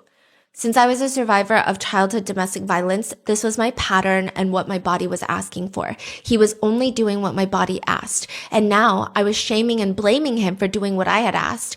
I looked around the room at One Taste. All eyes were downcast. Nobody was willing to stand up for me. I never spoke again about the other times he hit me or dragged me around. Looking back now, I can't believe I stuck through it. I so wanted to believe he would change. I was told that sometimes our soulmates must do violent things to help us grow. It was only a way to condone violence. They did not want me to, 1, go to the authorities, 2, have my boyfriend leave and take his money with him. This evening, this community member let his beast out. He picked me up, pinned my arms to the side, and began to shake me in front of everyone. Nobody did anything as he screamed at me how he would like to R-word me, beat me, use me, that he knew where I slept and he would find me in the night. I was reprimanded afterwards for showing fear in the face of a beast. A true turned-on woman would have taken his beast cry for help with grace and love. So what is this guy's behavior? Is this just a violent dude? Yeah. I mean, these are all... So this wasn't part of the quote-unquote therapy that they are all doing together. Nicole had actually joined multiple cults before she started One Taste.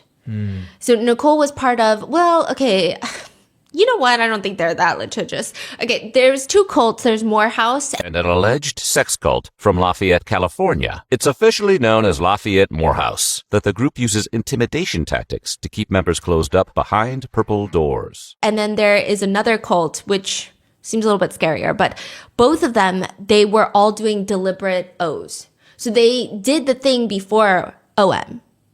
Like, she took Om from their practices. Remember, she met up with the guy at the party before she wanted to become a Buddhist, apparently.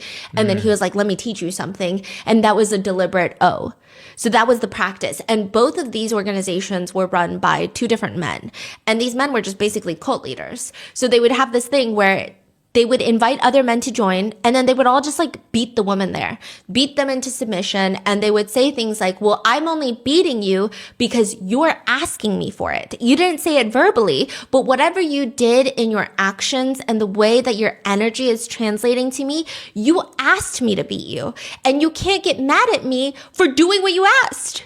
And Nicole, she's so psychotic, okay? But apparently she took a lot of pride in the fact that no man ever beat her in these cults. She's special, yeah. So she then puts this practice. I guess it attracts a lot of men. And it keeps men staying because they feel like they're being seen as the masculine, violent criminals that they want to be. I mean, I'm not saying all men are attracted to this type of practice, but I'm saying it's a very specific type of men who are going to want to stay longer in environments like this. So has she said anything to the men? Like, what does she say to men who try to SA women? She thinks that they're all just big little crybabies. What does that mean? Like, if a man wants to SA a woman... She thinks that they are dealing with a lot and that they probably have a beast in them that they were never allowed to express that caused them to do this. She thinks SA is very complicated. She thinks a lot of men have shitty times in society which lead them to SA people. In another situation, and this is confirmed to some degree by One Taste, they've been aggressively denying all wrongdoing and everything else. But there's this incident where one executive of One Taste just repeatedly started slapping his girlfriend in front of company employees over and over again during a fight. He was fired and then promptly rehired. One Taste says the incident itself was unacceptable. However, they rehired him because they believe in rehabilitation, but they firmly stand that they do not promote or tolerate violence. Someone needs to send Nicole a dictionary. You'd have to send it to MDC Brooklyn because that's where she is. But like, I don't think she understands what words are. Nicole didn't just hate the idea of victims being traumatized and not wanting to feel danger and having natural fear responses and PTSD of being put in unsafe situations. She hates that we have this notion that perpetrators are bad people. And my experience is that when you get to the root of what's called a perpetrator, that's what exists there. It's this unbearable desire to love through all of the terribly, terribly inaccurate methods that they've been given. Does that make sense? Like, if you picture what, those sticks in a river and it just keeps pummeling up against something, it doesn't have a natural way to flow. That's really the experience of what we call perpetrator. My experience is that it is a pure love. My experience of, we'll call it the victim, is a desire for pure release, pure surrender, pure freedom. Also, if you just need another reason to not listen to Nicole, she says as proof that chaos is the only way to grow, that you have to be in a constant state of chaos to actually achieve a higher purpose. That's the key to enlightenment. Like, this is an actually unhinged woman.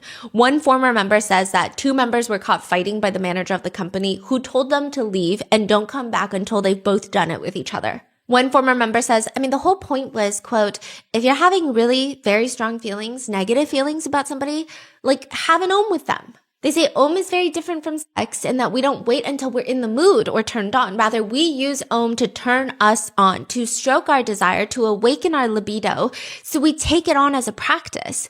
We may set a regular time. We even OM in the middle of a fight because we know as much as we hate our partner right now and want nothing to do with them, 15 minutes from now, we're likely feeling a lot better and the conversation will go very differently.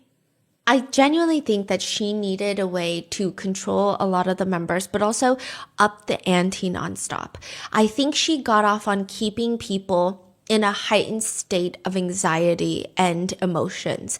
Her ex-husband, because she was married at one point, long ditched him before One Taste becomes big. But the ex-husband says Nicole actually had this thing where she was fascinated by what she could get people to do. Sometimes she just wanted people to do things just to see if she could get them to do it. Like, she's not even getting anything out of it. But like, if she's like, hey, go jump off the roof, she got pure joy, allegedly, from just watching someone listen to her like that. That's the control thing, right? Yeah, just loves the control because none of this makes sense. A lot of the times when you have traffickers, they either find a lot of sexual enjoyment in the exploitation or they get financial exploitation. Like, eventually it does become financial for Nicole. But like, all of this, it doesn't make any sense. Why spend so much energy and resources of all of these people doing these assignments, meeting people in hotels from Tinder, forcing them to do things with each other that they don't want to do? Is she also doing all of these things as well? Oh. No, she probably says she is, but she's not. Interesting. Yeah. So she's not doing OM or whatever. As OM gets bigger and bigger, the more powerful One Taste becomes. She is the only female stroker. She stops getting stroked. In fact, a lot of people who left said she used to OM with them a lot and eventually she just stopped asking for OMs. Yeah. Why is that? Interesting.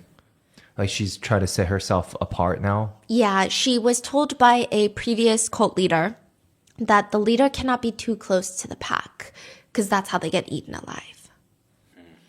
Yeah. No, she's very sick and twisted. Because the next thing that she starts encouraging people is to employ skillful violation.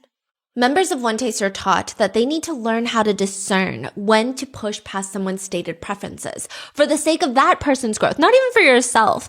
If you had to be forced to make it sound legal, it would be, it's a moment of connection where you know that what this person deeply desires. They know what they deeply desire, but they're too ashamed or too scared or too nervous to tell you, so you just go ahead and do it to fulfill their greatest desire. One member describes it as, you're not really violating what she wants, you're violating what she says she wants. So like full-on SA. Yeah, like a very roundabout way of just describing SA. So what is consent? Is there consent to them? No, there's no such thing as consent, no it means seems. not right now. Is that what exactly.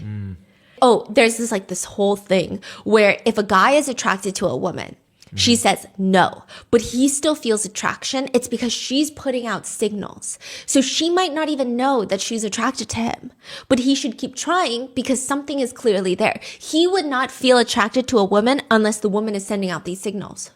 Interesting. Yeah. That's interesting. Like, so what if a person is quote unquote attracted to Nicole then? Can she say no? Yeah. Yeah. Nothing ever applies to Nicole. That's crazy. And she also is like sitting in there complaining about jail. From Metropolitan Detention Center, Brooklyn, from a dorm of 37 women in beige uniforms in a room of gray metal bunks and bright fluorescent hours. And I think that she should just work on staying connected with her fellow cellmates. It's very weird of her. This is all made even more tricky by the fact that Nicole says that the main difference is that a lot of men think that women don't want to have intimate activities. That's like a whole thing in society. It's like women always say, no, I have a headache. No, I don't want to do this. No, I'm tired. She says, do not believe us. If we say we don't want intimate relations, we want it more than you guys could possibly fathom. We are quite literally starved for the feeling of O's in our bodies, but we haven't been given permission to discover the unique sensations of our own O, so we don't know how to order what we desire. In this, we need your help. Skillful violation relies on at least 3 pillars of belief. The first being the women are meant to explore and delight men. Nicole says, once you see that, everything changes. And the thing to understand is this, okay? I'm built to delight. And so my natural desire is to say yes. I don't know what she's saying. She's just saying that like women have a natural desire to please and to say yes. And second, that women have been suppressed for so long that they need men or other women who are more turned on to guide them to their deepest desires. Furthermore, women are the ultimate responsibility for everything. So this is where it gets sick and twisted. Nicole realizes the past 2 cults that she was in, they never made it mainstream because a guy sitting there telling you about how women can be empowered is the dumbest thing alive. No one's going to buy it. Women aren't going to buy it. You're not going to end up on the cover of Forbes. You are only going to do that if you're a woman telling women what they need. So she sells this message that women are the most powerful beings on the planet. We're more powerful than men, okay? But with power comes great responsibility. One former member says, one taste was encouraging women to appreciate the predatorial nature of male sexuality. Because basically, Nicole is saying women are the ones emitting these signals. Consciously, subconsciously, we're telling men to catcall us, basically. We're like sending out the vibes. We're sending out our aura and our energy. And then they are acting on it because they can't resist the energy of women. So she's saying everything is your fault. Basically. Yeah. Which is like not really female empowerment. She would say things like, you know, men are just responding. It all starts with the woman. They are the cause of everything. And she would say things like, we have to understand that with equal rights comes equal responsibility. And women aren't willing to take equal responsibility. How is she like sharing these messages? She's so good about it. If she has a lot of new members and they're very basic, regular, schmegular tech bros and tech couples that come in, it's very watered down. It's the PR package of, we just want women to feel connected to their partners, to achieve connectedness within, and to feel empowered to do more exploratory things in the bedroom. And this is how we're going to reignite the steam in your relationship. And then once people get more and more in, she starts upping the ante. So aversion therapy, skillful violation, these are things that she would tell people that we know that this works, but it's like being a wizard, being a witch. That's what they called it, okay? The muggles out there would want to burn us at the stake if they knew what we were doing. But that's the magic. Like only the people who know and see the magic have the magic. So we can't go out there and talk about it with the muggles. She said, "This is you're listening to me, but don't tell this to anybody." Yeah. And they're like, I mean, she's like, you can, but they're going to look at you like you're crazy because the muggles don't get it. They would also think that normal people who don't get it are zombies. They're asleep. They're coasting through life, watching TV on the weekends, being half alive, half connected, having no pure connections within themselves or with other people. So it's like, it depends on which tier of people that you're talking about. And she's got a lot of podcasts. I will say, more so in the early years, she was crazier. What do you mean? She was crazier? Yeah, even just like publicly, she was crazier. She would just say things to bigger classes. But then as the world gets more mainstream for yeah, her? she starts toning it down and everything becomes like wishy-washy connected with spiritualness. Like she starts talking about eros. What's eros? It's like she pulls from Buddhists and yogis and tantric teachers. Like she starts making it kind of like more spiritual, but which I have nothing against spirituality. I think it's beautiful. It's just like hers is not spirituality. It's just like mashing together words. Yeah. Like it doesn't make any sense. So she gets a little bit crazier. Where do all these rituals of spirituality come from? The simple answer is sex. She has all of this hidden. And for the first time ever, they have their big inner circle scandal. It doesn't make it to the mainstream news outlets or even to the world outside of One Taste. But this causes a huge rift inside the One Taste community because at this point, there's so many states that have One Taste headquarters. There's so many different cities. They have this online hub that you go to with all the One Taste members from New York, Los Angeles, San Francisco, Atlanta, Texas, and they all start writing, and there's this one post that starts going viral. She is a student who bought into the coaching program. She's probably already spent like $10,000. She's going to stay at the communal residence until she finishes the coaching program. And she's there in Texas training for the course that she paid for. She's in her assigned bedroom working on her laptop when a trained coach, not even a fellow trainee, a trained coach slams open the door without knocking, walks up to her bed and just starts grabbing her chest. She tells him, "I'm working. I don't want this. Stop." He tells her, quote, "I bet this isn't the worst interruption from work you've had." He leaves, but then he promptly returns, waving his finger in front of her face. I don't know, asking like, she's like, "What are you doing?" "Seeing if you'll touch my finger. This is the beginning of your turn on." She tells him no. Eventually he leaves again and she goes to try and lock the door, but there's no lock. She's of course terrified and she writes on the forum, "This is not a safe place," which is absolutely valid. One Taste seemingly was not a safe place. I mean, they have shared living spaces, communal living, and it's been alleged where at one point, a man who was convicted and let go of killing his girlfriend, somehow he's free, was allowed to join this communal living space. Another time, a man accused of essaying children was allowed to be interviewed by One Taste. But this incident causes a huge stir in the Ohm community, not in the outside world, but everyone, it's like a shakeup. You would think that Nicole and Ohm, all the executives are like, we got to pump the brakes. But one of Nicole's inner circle executives. So why, yes. Like, why is it a shakeup? Why are people reacting so aggressively, even within the community? I think that it was a lot of newer people in the community that took it really seriously because of course they should. And then a lot of people that have been in One Taste for a really long time and Nicole's inner executives, they start adding fuel to the fire. They don't just say like, "Hey guys, we're handling the situation. We got it under control." They start saying things like, "Look, as a woman, the easier thing for me to do is say I was violated. That way, I don't have to look at my part in it." People love the story of violation. We drink it up like water. It keeps women broken. It allows everyone else to feel good because they want to rescue women. In the meantime, we shame and blame the men for showing any signs of desire, for being creepy. It's not that men are bad and women are good.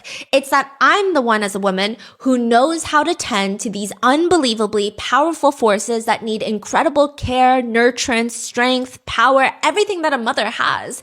I'm the one who knows how to hold that power as a mother, not as a father who's doing his thing, but somebody who understands the ramifications of this power. So a lot of the younger One Taste members, younger as in newer, they hear this and they're like, "Okay, I gotta go." So before it was all like theoretical. Yes. But when this actually happened Yes. within the community.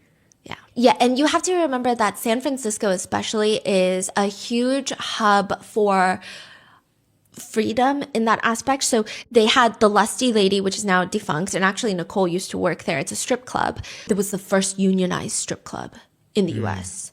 Okay. They also have KINK.com headquartered on the same like street that all of the massive tech companies like Uber and Twitter are. Yeah, so they have huge BDSM communities. Actually, one of the communal living centers called the Warehouse, the original one in San Francisco, once One Taste left, it is now like a play dungeon where you can come in and like get strapped up to the crosses and like, you know. So I think a lot of people went in thinking like, oh, this is kind of like role playing, maybe.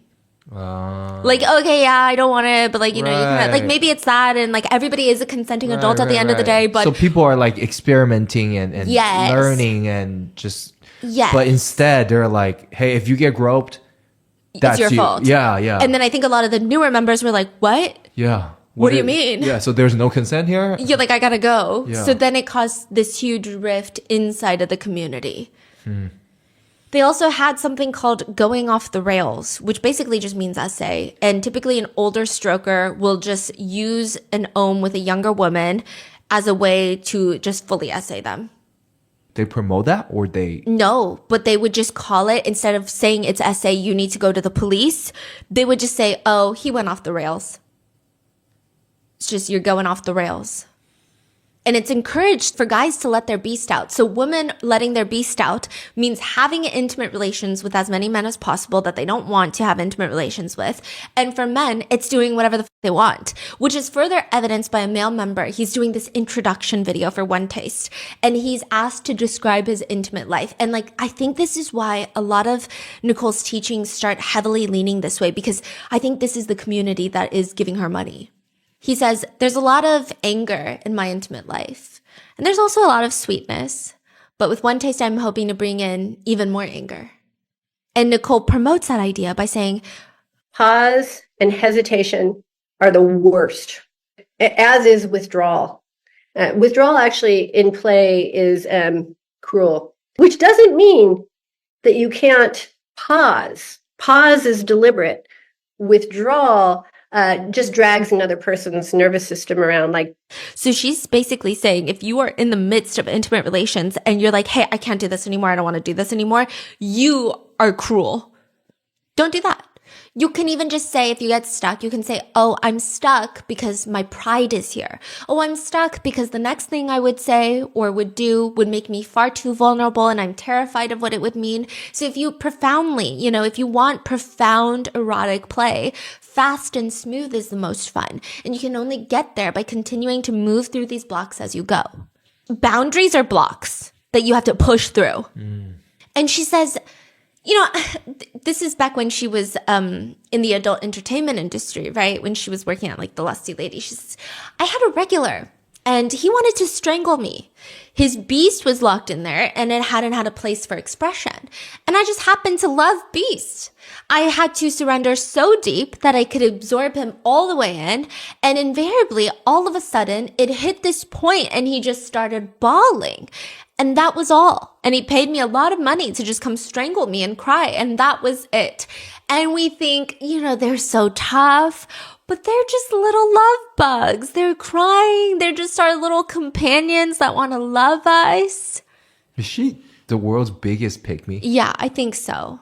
He wants to strangle women. He is not a love bug. He is hopefully just someone who is exploring intimate interest while practicing safely, although I think that is too much benefit for the doubt. I think he could just be a criminal.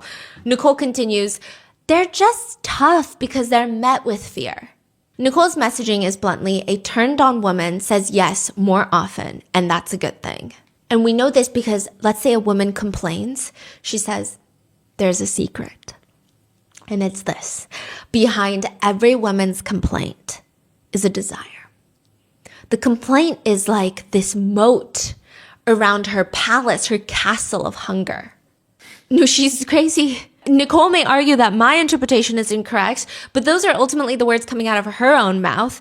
And on that note, she even says in class that essay is a complex issue. Not in the sense that essay culture exists, the justice system blames victims, that society at large blames victims. It's not complex in that way.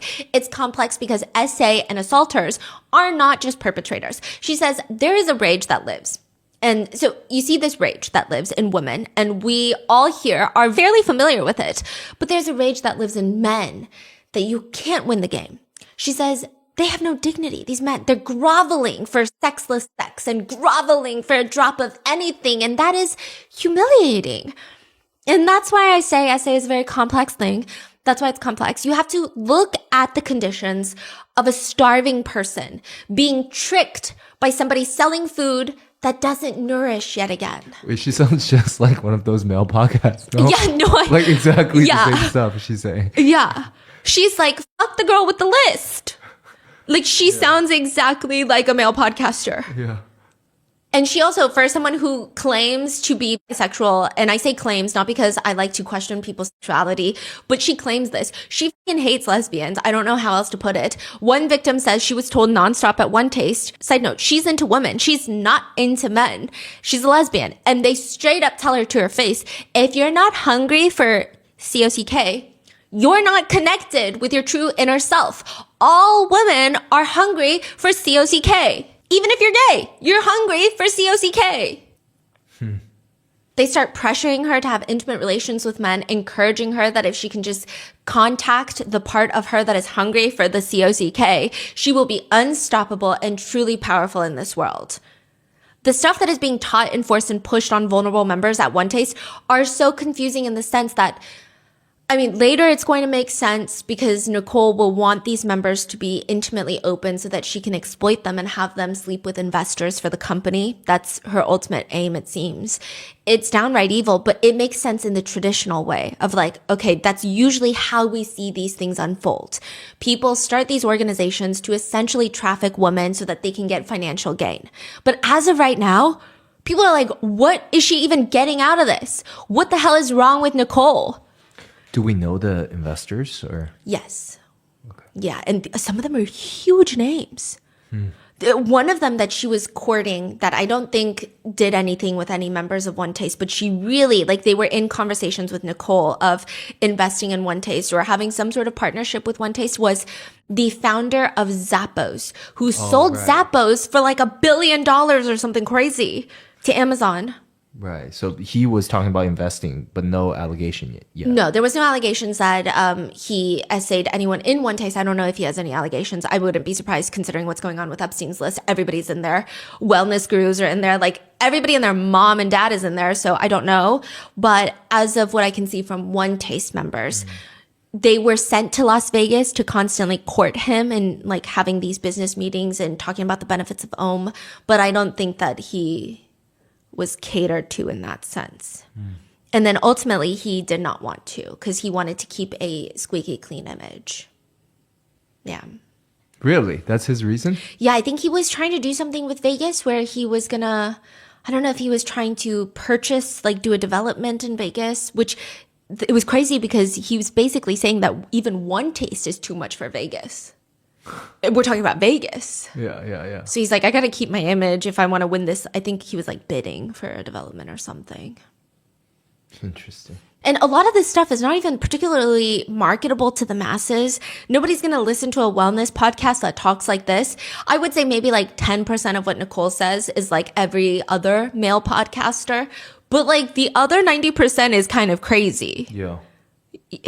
So people start digging. What the hell is wrong with Nicole? Nicole grew up in California with her mom, and her dad left when she was very young, but he does make a reappearance in her life a bit later. By all reports, it seems like Nicole did well in school. She graduates, starts working at the Lusty Lady. I will say, a lot of Nicole's history is alleged. We don't know how much of it is accurate. She has a tendency to allegedly make up stories to fit her weird philosophies. You know those people that are like, I am going to talk about how great of a parent I am, so I'm going to make up the craziest lesson in my head, and then my kid is going to ask me, Mom, how come you gave money to that man without a house? And then you're like, I don't think your 4-year-old asked you that. That's Nicole. Where I'm like, I don't think that happened. Like, I don't think the tomato thing happened the way that she's telling us the tomato thing happened. But like, who am I to say, right? Maybe I was just a dumb, illiterate 12-year-old, but weird, okay? Such as, remember the guy Erwan that introduced her to Dio? The deliberate O before she became a Buddhist? She also changes that story. She's like, you know what? I think it's more mainstream to say that he was the Buddhist.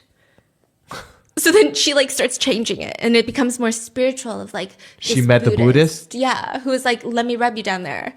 And it was a spiritual awakening. So then she just, I mean, that is evidence enough for me to not believe a single thing that comes out of her mouth. But it seems that she worked at the Lusty Lady for a little bit of time. She starts picking up shifts.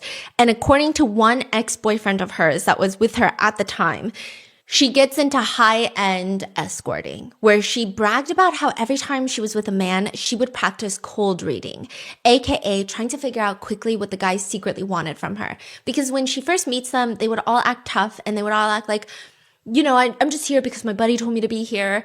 And she's trying to read, oh, like you want to be spanked. You want to be leashed up like a dog.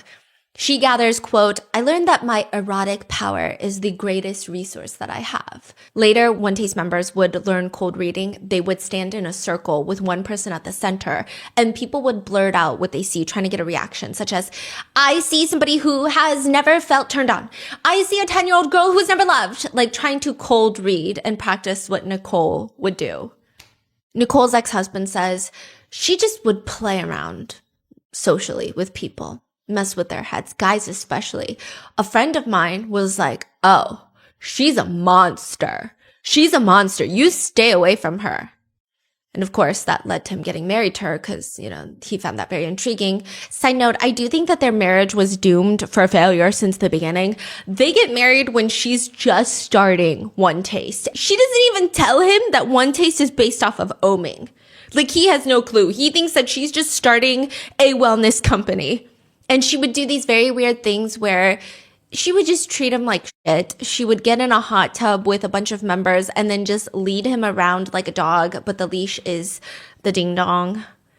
Like, What? just kind of like just very humiliating things. Other members, eventually, once he does find out what oming is, they just saw him as disposable. Like, he would walk into a room and there is his wife, Nicole, just oming with other people. Someone straight up called him a throwaway person. And eventually they do get divorced. But he does provide a lot of insight into her life. Reportedly, from other sources, she had her very first sugar daddy when she was 16 years old. She had a strong liking for meth.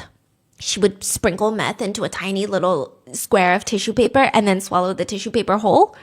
I don't know how accurate that is, but another ex of hers says she just has this energy, good or bad, but she fills up the entire room. But probably the most enlightening part of Nicole's past is her relationship with her dad. Nicole's dad leaves the family when she's a few years old. He just like leaves Nicole and her mom to be a single mom. Nicole says during this lecture, you know, my dad was a child molester. He had experiences with young girls and he used me as bait. And so that exact behavior, like, whoa, me colluding with somebody who could cause harm, I got that seed out. I got free. I could forgive everybody in that whole experience. I don't know what she's saying, right? Yeah. But I will say that Nicole probably has a lot of unresolved trauma in terms of her dad. Once he leaves the family, he starts a whole new family. He never comes to see Nicole. And she idolizes this man, thinks that her dad basically walks on water. She would do this thing where she would blast his favorite songs, sing them out loud because she thought that she could bewitch him to come drive around the corner and come visit her. He would visit very rarely, once in a while, occasionally. And at one point in college, she admits to her friends that he was essaying her when she was a child. And then eventually he was convicted of essaying other children that he had. And she says, you know, my dad died in prison for 52 counts of child molestation. And I never took on the idea that he was a bad person. I took on the idea that he was just so expansive and fourth dimensional that he couldn't confine himself into the arbitrary laws of the third dimension, that his only crime in my mind, and now other people may have different ideas, is that what she said? Yeah. Is that, you know, he just was fourth dimensional. She says she saw a married family guy cheating with a video actress. She saw a religious leader sleeping with, you know, his own students. And you would use the word R word, but like she says F-U-C-K, right? And she's like, but really what I think is happening, it's just all nature. And maybe that's another shirt. Nature happens, instead of saying like, wow, these artificial constructs kind of suck ass. And even the most excited people in our culture cannot abide by them. Maybe we should look at the laws we've created. The laws were created Against child essay. Right. She also starts telling people that the child essay that happened to her as a child was her fault because she seduced her father. She says that she was so hungry for his attention that when she was 6 years old, she burst into the restroom when he was using it and declared that she loved him and wanted to marry him. And she would constantly sneak peeks at his private parts. Oh, she also says that as a young child, she would like try to climb on her dad. And she felt exhilarated by the friction of things. And then she said that even as a teenager, all of her boyfriends that she would have intimate relations with, at the end of the day, she imagined them to be her father instead. That is some crazy stuff she's saying. Somehow all of this gets buried.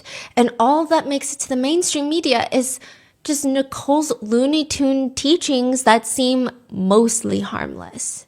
So like I said, she just knows her audience really well. So these are she told to her very inner group. Yeah. Or like in the very beginning, she would say these things when she would just say all sorts of things. And then now it's like once she got the attention of the New York Times, once she got the attention of all these celebrities, she starts really toning it down. Mm-hmm. Wasn't she married to a very successful tech person in the beginning? They weren't married. They were just dating. And more on him later because he's in a lot of the court documents and we're going to go through the trial in part 2. And the trial is crazy. She was charged in EDNY, which is in Brooklyn. And same time as Diddy's trial, she also is repped by really powerful attorneys. One of them who repped R. Kelly, Harvey Weinstein. She would say some crazy shit. She was just straight up victim blaming. She was testifying? No, the attorney was just victim blaming through her cross-examinations to the point where the judge was like, hey, so all of you guys are insane. They put like the DOJ symbol and put a swastika over it. Also, the Nicole and Rachel right now are trying to get part of the last pardons of when Trump leaves office this time around. They've been courting a lot of right-wing media sources, and they have connections to who is called the pardon czar, who is like the person closest to Trump that's like in charge of all the pardons, basically. So, wow, that's all going to be in part 2. So she must make a lot of money, right? From hiring all these top attorneys. Yeah. She cashed out on One Taste before it went down. She sold One Taste to One Taste members who were very wealthy. And at one point, the guy who married the heiress of the Wrigley's chewing gum, like the chewing gum that everybody chews, he was part of One Taste. Like she was attracting a lot of wealthy people. So I'm sure she has a lot of money. And even during the trial, it's just like Diddy. And when I was reading it, I was like, oh, this is so odd that it was happening at the same time. She would do the exact same things that Diddy would do. She would turn to her supporters who are filling up the pews and she would put her hand on her chest and like bow at them and like mouth, thank you. Thank you. And I'm like, oh, so they're all the same? Okay. What's happening? She just knows her audience. She knows exactly what to do. If she gets a group of tech investors or tech people that want to join One Taste. Okay, so you've got the regular tech dudes who probably are not so great attracting companionship. Remember, like I was talking about earlier, so they pay and they want to see things happen. They want to learn how to attract members of the opposite gender so that they can go on dates.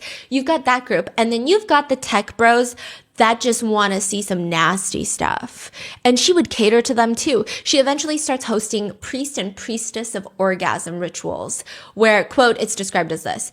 There was this ritual where 7 highest ranking women in One Taste got up on 7 tables on a stage with only black veils on their faces. They were totally unclothed from the head down, which is not an Om thing. Remember Om, you just take down your pants? And then 7 men would come up and stroke the woman. And then every few minutes they would all rotate. And the 7 men were exalted as important men in the Om community. They were the priests of Om. Usually these guys had plenty of money. That's basically what it is. So it almost becomes like this ritualistic element that I guess a lot of people are into. They also called it magic school. You pay $15,000. And to put it lightly, some people said it's kind of more like a sex party, you know? You watch people become priestess and priests of Om. And those who know Nicole say, you know, ultimately she was a showman. She would also, like, if she thinks you're into this, there was one where they would have snakes. They would bring in snakes, and there would be a lot of women that were naked, and the snakes would just like writhe on their bodies. So really, she caters. Doing whatever. She's doing whatever. If you have money and you sit down, she's doing whatever she thinks that you like. Right. But all of this is hidden from mainstream journalists. To them, she just shows spiritual nothings. That's what I want to call it. This is a segment I like to call, do you know what she's talking about? Nicole says, I am of the belief that each one of us has a blueprint inside. What's the purpose of this life? The potential. The purpose of this life first is for you to learn to read your particular blueprint and then develop the courage to live that blueprint. And then you become permission for everyone else to live their blueprint. Does that make sense? No, it doesn't, Nicole. She says, so I have a very deep, embedded, clear blueprint. I talk about it. I talk about all the crazy shit with pride in the pride that I have is that is me. And then I'm going to live it out. In no way do I ever want you to believe that's a prescription for you. I'm much more interested in semantics. It's called description versus prescription. I'm much more interested in discovering what's in there than how do you have that, whatever it is. I'm going into a coma. The One Taste website also says learning to live unconditionally means learning to live without attachments to the form the energy wants to move in. I'm not saying that is conceptually dumb. In fact, it's a beautiful concept derived from Buddhist values. I'm just saying, why would you take something so deep and regurgitate it in a way that is so dumb? Perhaps it exceeds my level of comprehension of the English language, even though I would like to say that I think I have a solid basic grasp. I've been mastering the art of talking for at least 2 decades.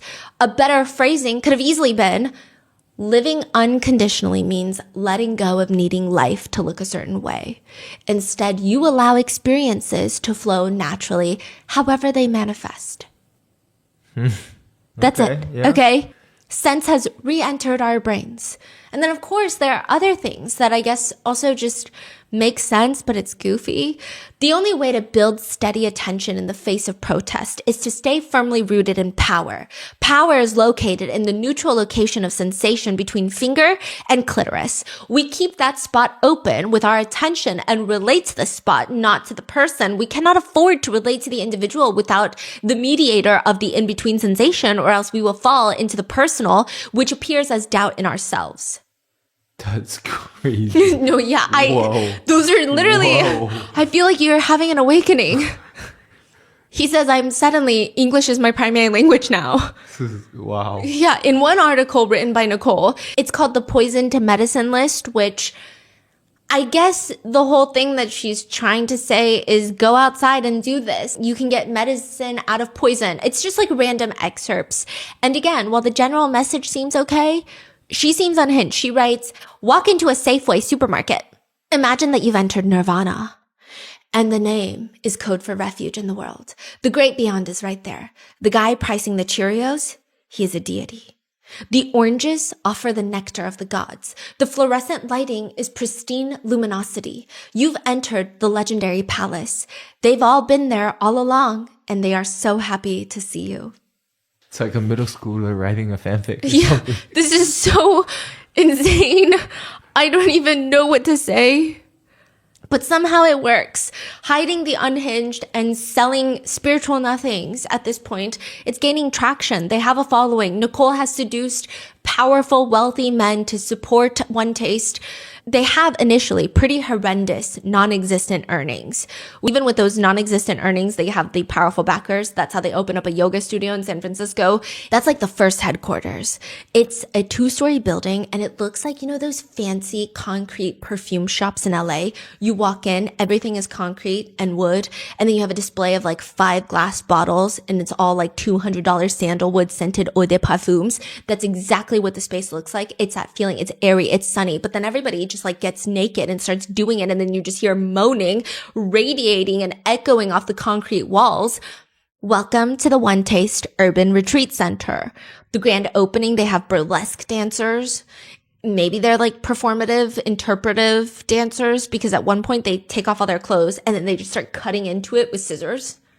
I don't know what that's supposed to mean. So it's like Sanctum the Club, but also meets Erewhon-esque smoothies and wheatgrass shots, meets a yoga center. Unclothed yoga, Om sessions, poetry nights, workshops, community building events.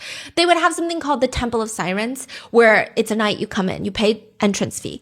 Female employees are going to dress up in hot outfits. You purchase a ticket at the door and they give you attention. They'll blindfold you, give you a food tasting experience. They have foot washing stations for these women to wash feet, which is kind of biblical, I guess. I don't know. She's like just going on FetLife and looking up the biggest KINKs that exist and just like, let me incorporate them to every single event. They do sushi on a nude woman, but because this is a full-fledged LLC, it doesn't meet the health code. So they had to completely saran wrap her body, which I imagine looks even more sinister looking. So she's like completely saran wrapped and then they put the sushi on top of the saran wrap. I'm like, that... They have an event called The Joy of Chest, where it's just like hundreds of pictures of chests and topless hostesses walking around, and this booth that you can walk up to where you can quote, come on in and get felt up. So I imagine they have employees that you can feel. So like these things just attract all the rich tech founders, and it seems like this attracts the okay earning tech people. The tech founders, it seems like Nicole gets them. And I will say Nicole is charismatic.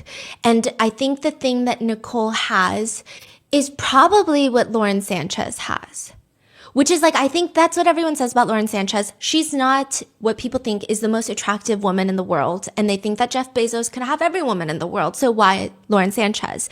I think both of them are very good at talking to guys. But not in the like, do whatever you want type of way, I guess. I think that she has some sort of allure with these tech founders. Yeah. It's actually, back in the day, they called them courtesans. And I say that because Nicole was very into the idea of being or having modern day courtesans. So back in the day, you have concubines. Concubines are just mistresses. Typically, they came from lower backgrounds. They would just live in a residence where a wealthy man would come in and you're like a mistress. Your duty is to bear children and be ready for this husband. But you're not like the wife. You're not the one living in the main house and living with jewels and all these things. And then you had courtesans. These women typically came from better backgrounds. They were typically highly educated. They were well informed of the arts, and they were essentially very, very high-end yacht girls, essentially. So they know how to conversate. They know how to go watch a play and talk about Shakespearean ideologies and all these things and have these in-depth conversations with wealthy men. They can be like intellectually stimulating, but ultimately like there is a transaction happening. Right. So I think Nicole got a lot of inspiration from that. That's the vibe I get. But Nicole would say, this is why this place is called One Taste. Once you've tasted being inside of yourself and knowing yourself, there is some part of your soul that will always crawl to get back. But how do you make money from that? $10 for a guy to walk in and touch someone's chest and then walk out? You're not going to get massive conversions to even pay for this type of warehouse. Is she only going to sit there and gather all these tech founders and investors? Or is she going to do something else? According to one former member, they had a conversation with Nicole and they said, quote, I looked at her and I said, you're starting a religion, aren't you? And she goes, yeah, I want to start a religion. But the thing is, you can't sell God. You can get God on Amazon. What I'm selling is sex because you still can't get that. What does that mean? She is going to start using the members. And that is where I leave you with part 1. Because the next step, she's going to up the ante. She's going to victimize the members even further. She's going to get a lot more investors. She's going to start making a lot of money. She's even going to move the headquarters of One Taste right across the street from Uber, Twitter, and Dolby. It's going to get big and it's going to get bad. That is part 1 of the One Taste cult. What are your thoughts so far? Leave it in the comments. Stay safe, and I'll see you in the next one.